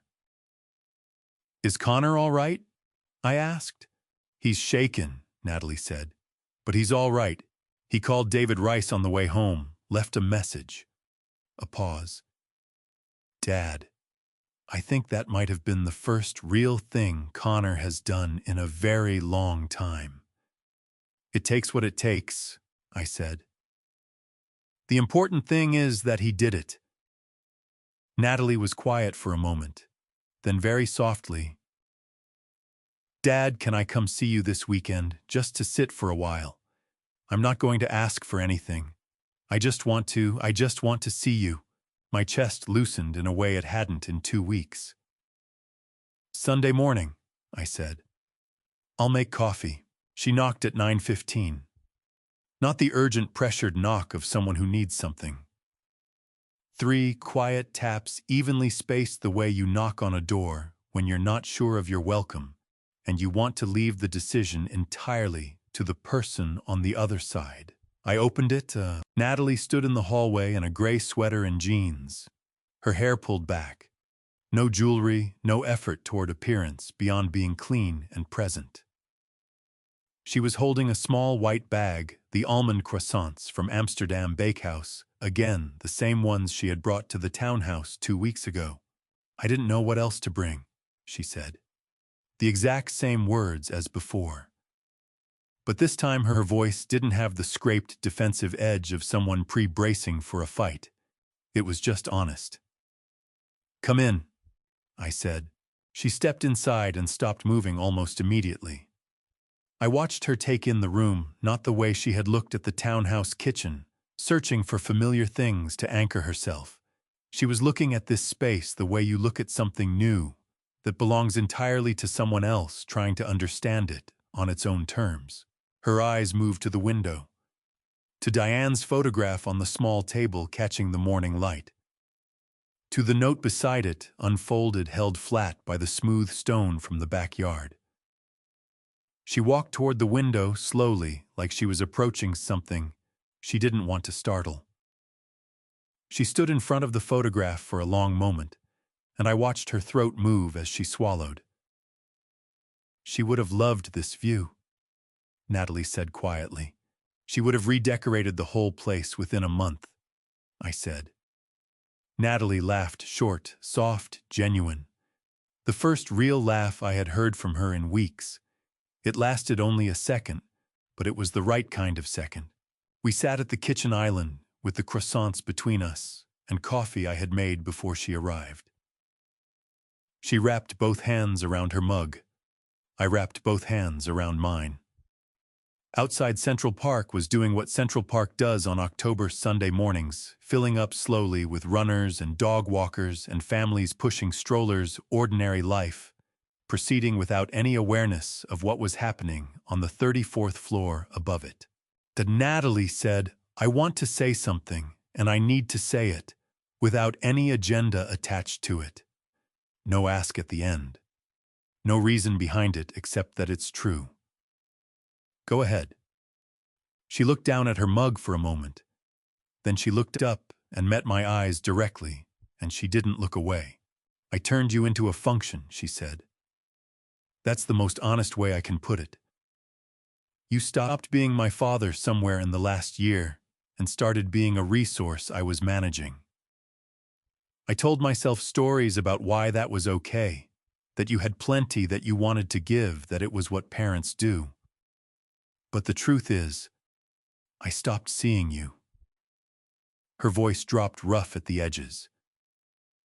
"And then, when you pushed back, I didn't get angry because you were wrong. I got angry because a resource isn't supposed to have opinions." My chest tightened, not with pain, with recognition. "The thumbs up," I said. Her face contracted sharply, like something had pressed against a bruise. "I know," she said. "I know, Dad. I've thought about that every day since. You sent me a message that told me exactly what was happening, and I dismissed it in 30 seconds because I was standing in a furniture showroom and I didn't want to deal with it." Her eyes filled, and this time she didn't fight it. She let the tears come and stayed exactly where she was not hiding from them. "I am so sorry. Not for how things turned out. For what I did to you." I looked at my daughter across the kitchen island, at the tears running clean and quiet down her face, at the way she was sitting straight-backed and open, not curling away from the weight of what she'd said. "I forgive you," I said. "I want you to hear that clearly, not as a transaction, not as a condition. I forgive you because you're my daughter, and because holding on to it would cost me more than it would cost you." Natalie pressed her lips together hard. A sound escaped her that was barely audible, small and grateful, and completely unguarded. "But," I said, and I kept my voice gentle and direct at the same time, "forgiveness isn't a reset button.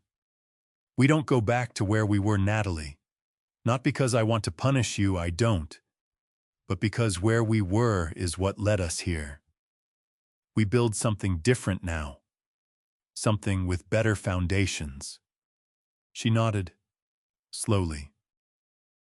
The kind of nod that meant she was filing it away in a place where she would actually remember it. "What does that look like?" she asked. "Honestly," I said, "I don't know yet. I think we figure it out as we go. But it starts with you calling me because you want to talk to your father. Not because you need something managed." "Okay," she said. Just that. Small and real, the same way she had said it on the phone 2 weeks ago. We finished our croissants. We drank our coffee. We talked about small things, her work, a book. Book she had started reading the way the light hit Central Park at this hour. Nothing that required anything from either of us except presence. When she stood to leave, she paused at the door and looked back at Diane's photograph one more time. "Can I come back?" she asked. "Not for any reason. Just can I come back?" "Yes," I said. "Same time works." She smiled, small, cautious, real. Then she stepped out into the hallway, and I closed the door and I stood for a moment, listening to the sound of the elevator arriving and the doors sliding open and then closed again. Then I walked back to the window and stood beside Diane's photograph in the morning light. My phone buzzed on the counter. Frank Raymond, Arthur Briggs wants to meet. Says he has something you should know. When are you free? Arthur Briggs was shorter than I expected. I had built up a picture of him over the weeks since Frank first mentioned his name. The man who had seen Victor clearly enough to walk away, who had taken a $60,000 loss rather than stay in a deal that didn't add up. I had imagined someone large and imposing, the kind of man whose physical presence matched the decisiveness of his choices. Arthur Briggs was 5'8", wore a cardigan over a collared shirt, and ordered a slice of lemon cake with his coffee, without any self-consciousness about it whatsoever. He had the calm, unhurried energy of a man who had made his peace with most things. We met at a coffee shop in Hell's Kitchen on a Thursday afternoon. Frank's suggestion neutral ground, halfway between all three of our offices or former offices. I arrived first, Frank second, Arthur third. He shook my hand with a firm, brief grip and sat down without ceremony. I wanted to meet you in person, Arthur said, because I felt I owed you that. I knew about Victor's situation before any of this happened to you. I should have said something to someone. You didn't know me, I said. You had no reason to. No, Arthur said. But I knew his methods. He picked up his coffee. Victor Whitmore has been running the same operation for the better part of a decade. Find a credible asset. Find someone willing to put up the capital or the collateral. Attach himself to the arrangement in a way that gives him access without putting his name on the liability. The Newark project was the same pattern. I was the capital, he was the managing member. And when the numbers started going wrong, everything that could be moved was moved somewhere I couldn't see. He shook his head slowly. I got out with a loss I could absorb. Not everyone has. What's the current situation? Frank asked. Westchester Private Bank has filed formal notice of default on the line of credit, Arthur said. Victor missed October and November. The collateral property in White Plains has been listed for emergency sale. The bank is moving to recover what they can before year-end. The Newark foreclosure finalized 2 weeks ago. He looked at me steadily. Whitmore Capital LLC as a functioning entity is effectively finished. I absorbed this without particular satisfaction. I had expected to feel something when I heard it confirmed, some version of vindication or relief, or at minimum the cold satisfaction of a prediction proven correct. What I actually felt was closer to nothing. The particular absence of emotion that comes when a thing you've been bracing against has finally stopped being a threat. Raymond, Frank said, watching my face. How are you feeling about all this? I thought about it honestly before I answered. Done, I said. I feel done. Not happy about it. Not glad it happened. Just finished with it. Arthur nodded like that was the right answer. That's the healthy response, he said simply. We talked for another hour. Arthur told me more about Victor's history than I needed to know, but found clarifying nonetheless patterns that made the last 3 months make complete sense in retrospect. By the time we finished our coffee, this afternoon light was shifting toward early evening, and the coffee shop was filling up with the after-work crowd. Arthur stood and buttoned his cardigan. For whatever it's worth, he said, extending his hand again, I think you handled this right. Most people in your position would have either folded immediately or gone to war. You did neither. I just paid attention, I said. He smiled, small and genuine. That's rarer than you'd think. Frank walked out with me onto 9th Avenue. The city was doing its evening thing, cabs honking, people moving fast with their coats pulled tight. The smell of something frying from the restaurant next door. Frank fell into step beside me the way he always did, easy and unhurried. You really feel done? He asked. I really feel done, I said. He nodded, We walked half a block in the kind of comfortable silence that isn't silence at all between two men who have known each other long enough to not need to fill every moment. Then my phone buzzed. Maggie. Raymond just received written confirmation from Hargrove's office. Victor has formally withdrawn all outstanding claims and requests. You will not hear from them again. Thought you'd want to know immediately. I stopped walking, read it twice. Then I typed back, "Thank you, Maggie, for everything." I put the phone in my pocket. Victor withdrew everything, I told Frank. Frank looked at me for a moment. Then he let out a breath, long, slow, the exhale of a man who has been holding something on behalf of a friend and can finally set it down. "Good," he said. Just that one word. Good. We kept walking. The city kept moving around us, indifferent and relentless, and entirely unconcerned with the fact that something had just ended on this block, on this Thursday evening, between two men in their 60s who had seen enough of the world to know that endings rarely announce themselves. "Come up for a drink," I said. "I have a view I've been meaning to show you properly." Frank grinned, the wide, unguarded grin of the man I had eaten lunch with on job sites for 22 years. "I thought you'd never ask." Sunday came the way Sundays do in October. Quietly, with gray light and the smell of rain that hadn't arrived yet, and the particular stillness of a city that has for a few hours at least agreed to slow down. I spent the morning reading in the armchair by the window. Not a book about business or construction or anything that required me to think about outcomes. A history of the Brooklyn Bridge, the engineering, the families, the decades it took, the kind of book you read when you want to remember that the best things take longer than anyone plans for and are worth it anyway. I had bought it at the small bookshop on Columbus Avenue 3 weeks before any of this began, slipped it into a box with a dozen others, and only now had the time and the stillness to open it. That felt right somehow. Some books need to wait for the correct version of you to arrive. I made lunch from what was in the kitchen. Good bread, good cheese, the last of the soup from Thursday, and I ate it standing at the counter looking out at the park. Not because I was in a hurry.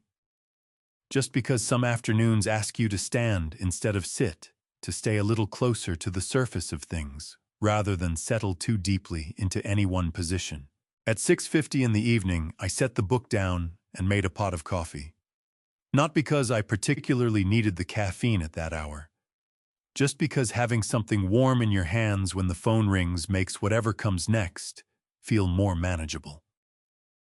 At 7 o'clock exactly, it rang.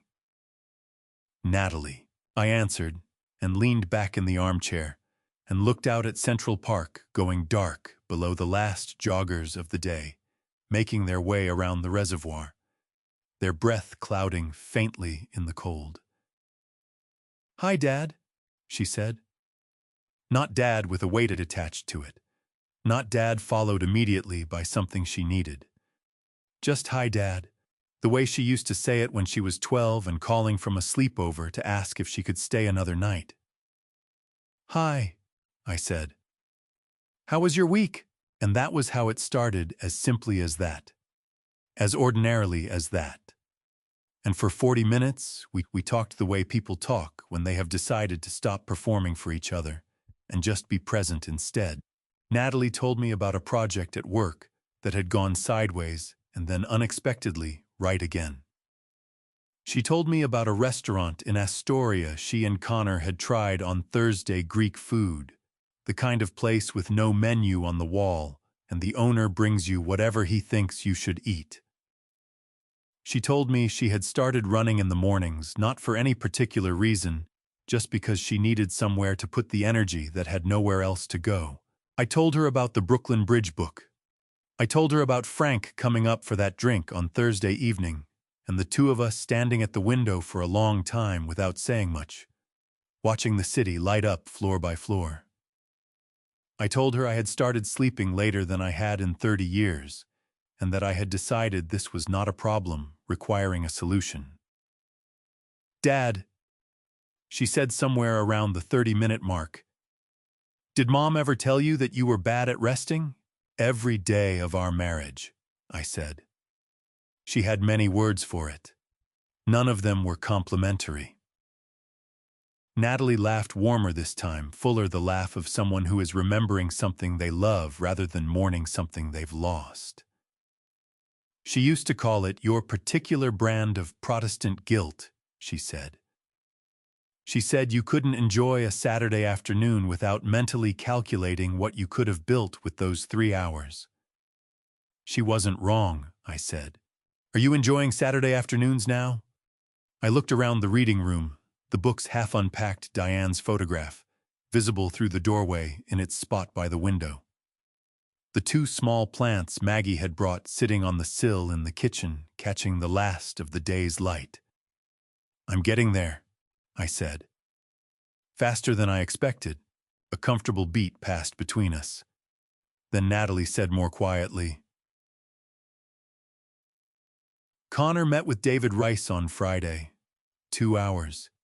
He came home looking like he'd run a marathon, but also like something had lifted. She paused. I think he's going to be okay, Dad.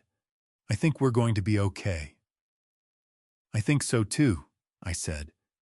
And I meant it not as reassurance, but as assessment, the same way I had always meant things when I said them to her. Same time next Sunday, she asked. I'll be here, I said. After we hung up, I sat in the armchair for a while without picking up the book or the phone or anything at all.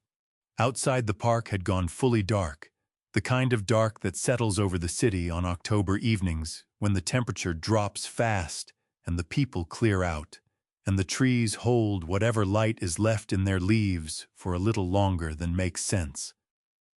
Somewhere down below, the city was living its ordinary Sunday night people heading home from dinner, kids being put to bed, someone walking a dog in the rain that had finally started to fall softly against the windows. I thought about Diane. Not with grief exactly. With something closer to gratitude, the particular gratitude you feel for someone who knew you well enough to tell you the truth and loved you enough to keep telling it even when you laughed. Live a little. You've earned it. I had laughed every single time she said it.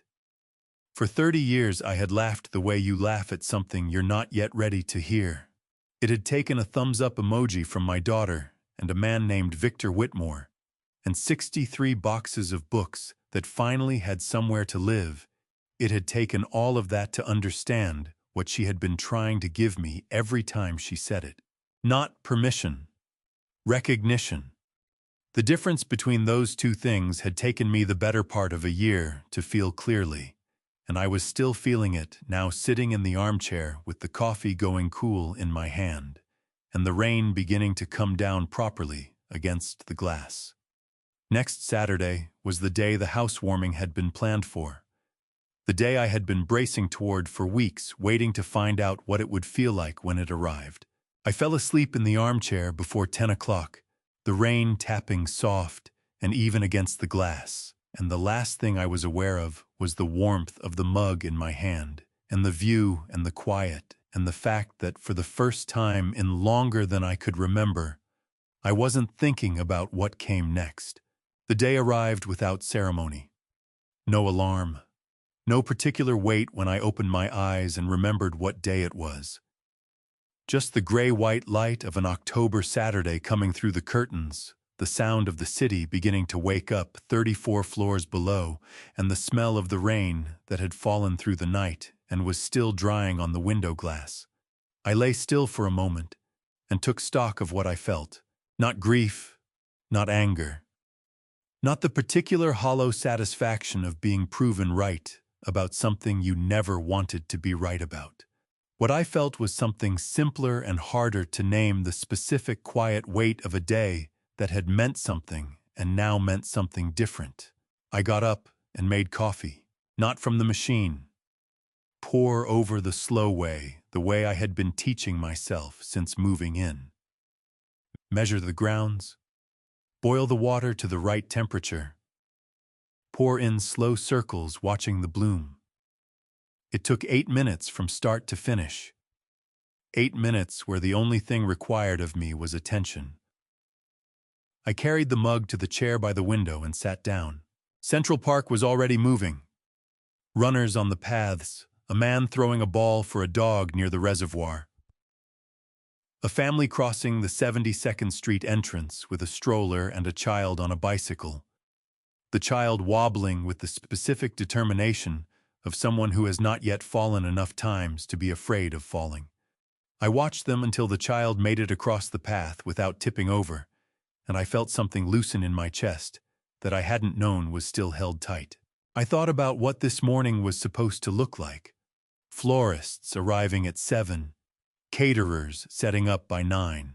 117 people I mostly didn't know arriving at 6 in the evening to hear Victor Whitmore speak about a new chapter for his family in my apartment, with my name on the deed and his name on the program and my daughter's face as the justification for all of it. Instead, there was coffee. There was the park.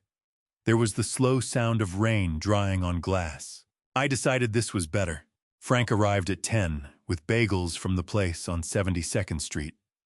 The good ones, the sesame ones, the ones we used to eat on Saturday mornings when we were working a job in the neighborhood and knocked off early. He let himself in with the spare key I had given him last week. He didn't knock. He just walked in and put the bag on the kitchen counter and found the plates without being shown where they were, because that is the particular fluency of 22 years of friendship. "How are you doing?" he asked. "Fine," I said. "Actually fine. Not performing fine?" He looked at me for a moment in the way that only old friends look at you, reading the thing underneath the thing. Then he nodded. "Good," he said, and opened the bag. We ate at the kitchen island and talked about nothing important for an hour. A project Frank was advising on in Brooklyn, a documentary I had watched Tuesday night about the construction of the Hoover Dam, the merits and considerable drawbacks of the designated hitter rule, the profound mystery of why the coffee at the bagel place was so much better than coffee that cost 4 times as much anywhere else. Around noon, Maggie knocked. She was holding a small tin of shortbread cookies tied with a plain ribbon, the kind of thing you bring when you want to acknowledge an occasion without making it heavy. "I remembered what today was," she said simply. "Come in," I said. The 3 of us sat in the living room with the cookies and the coffee and the park spread out below us in the pale afternoon light. The conversation moved the way it moves between people who have passed through something together and are now on the other side of it, easy, unguarded, occasionally funny, in the way that only things which were not funny at the time can become funny later. At some point, Maggie said, "So what's next?" I thought about it. Actually thought about it the way I hadn't allowed myself to think about the future in months, because the future had been obscured by everything that needed to be handled first. "I don't know yet," I said. "I think that's the point." She smiled. Frank raised his coffee mug slightly, a small toast to nothing in particular and everything in general. Outside, the afternoon was going gold, the way October afternoons do in New York when the light hits the leaves at the right angle, and the whole park looks briefly like something someone painted, rather than something that grew. I had lived in this city my entire adult life, and I had never once sat at a window on a Saturday afternoon and simply watched it. I was watching it now. My phone buzzed on the side table. A text from Natalie. "Thinking of you today, Dad.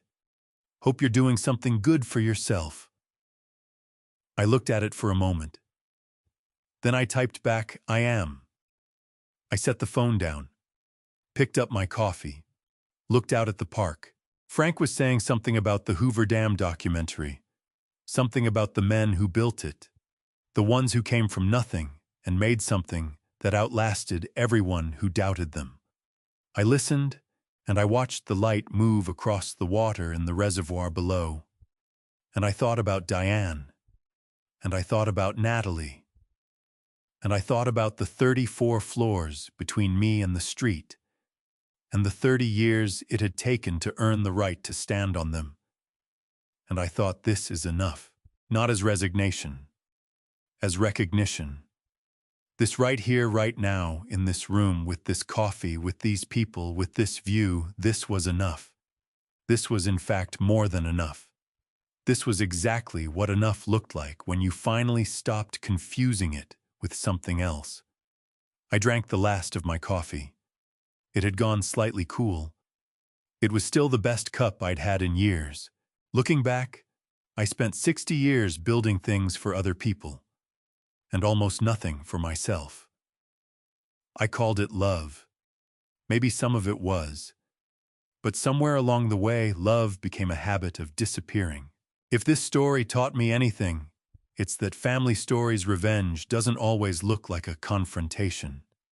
Sometimes it looks like a quiet phone call on a Tuesday morning and the courage to follow through. Don't wait for a message to wake you up the way I was woken up. Don't let family drama revenge become the only language your boundaries speak. Generosity and invisibility are not the same thing even when they feel identical. God doesn't call us to erase ourselves for the people we love.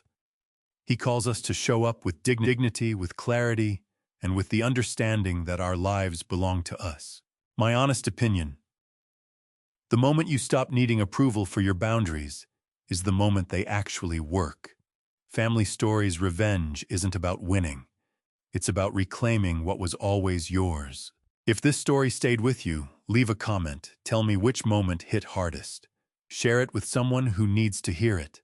And subscribe, because family drama revenge stories that make you think, that make you feel seen, are exactly what we're here for. Family drama revenge begins with one decision. So does peace. Thank you so much for staying with me until the very end. Some stories ahead contain fictional elements built to educate and reflect. If that's not for you, step away. Find what fits your heart and take good care of yourself.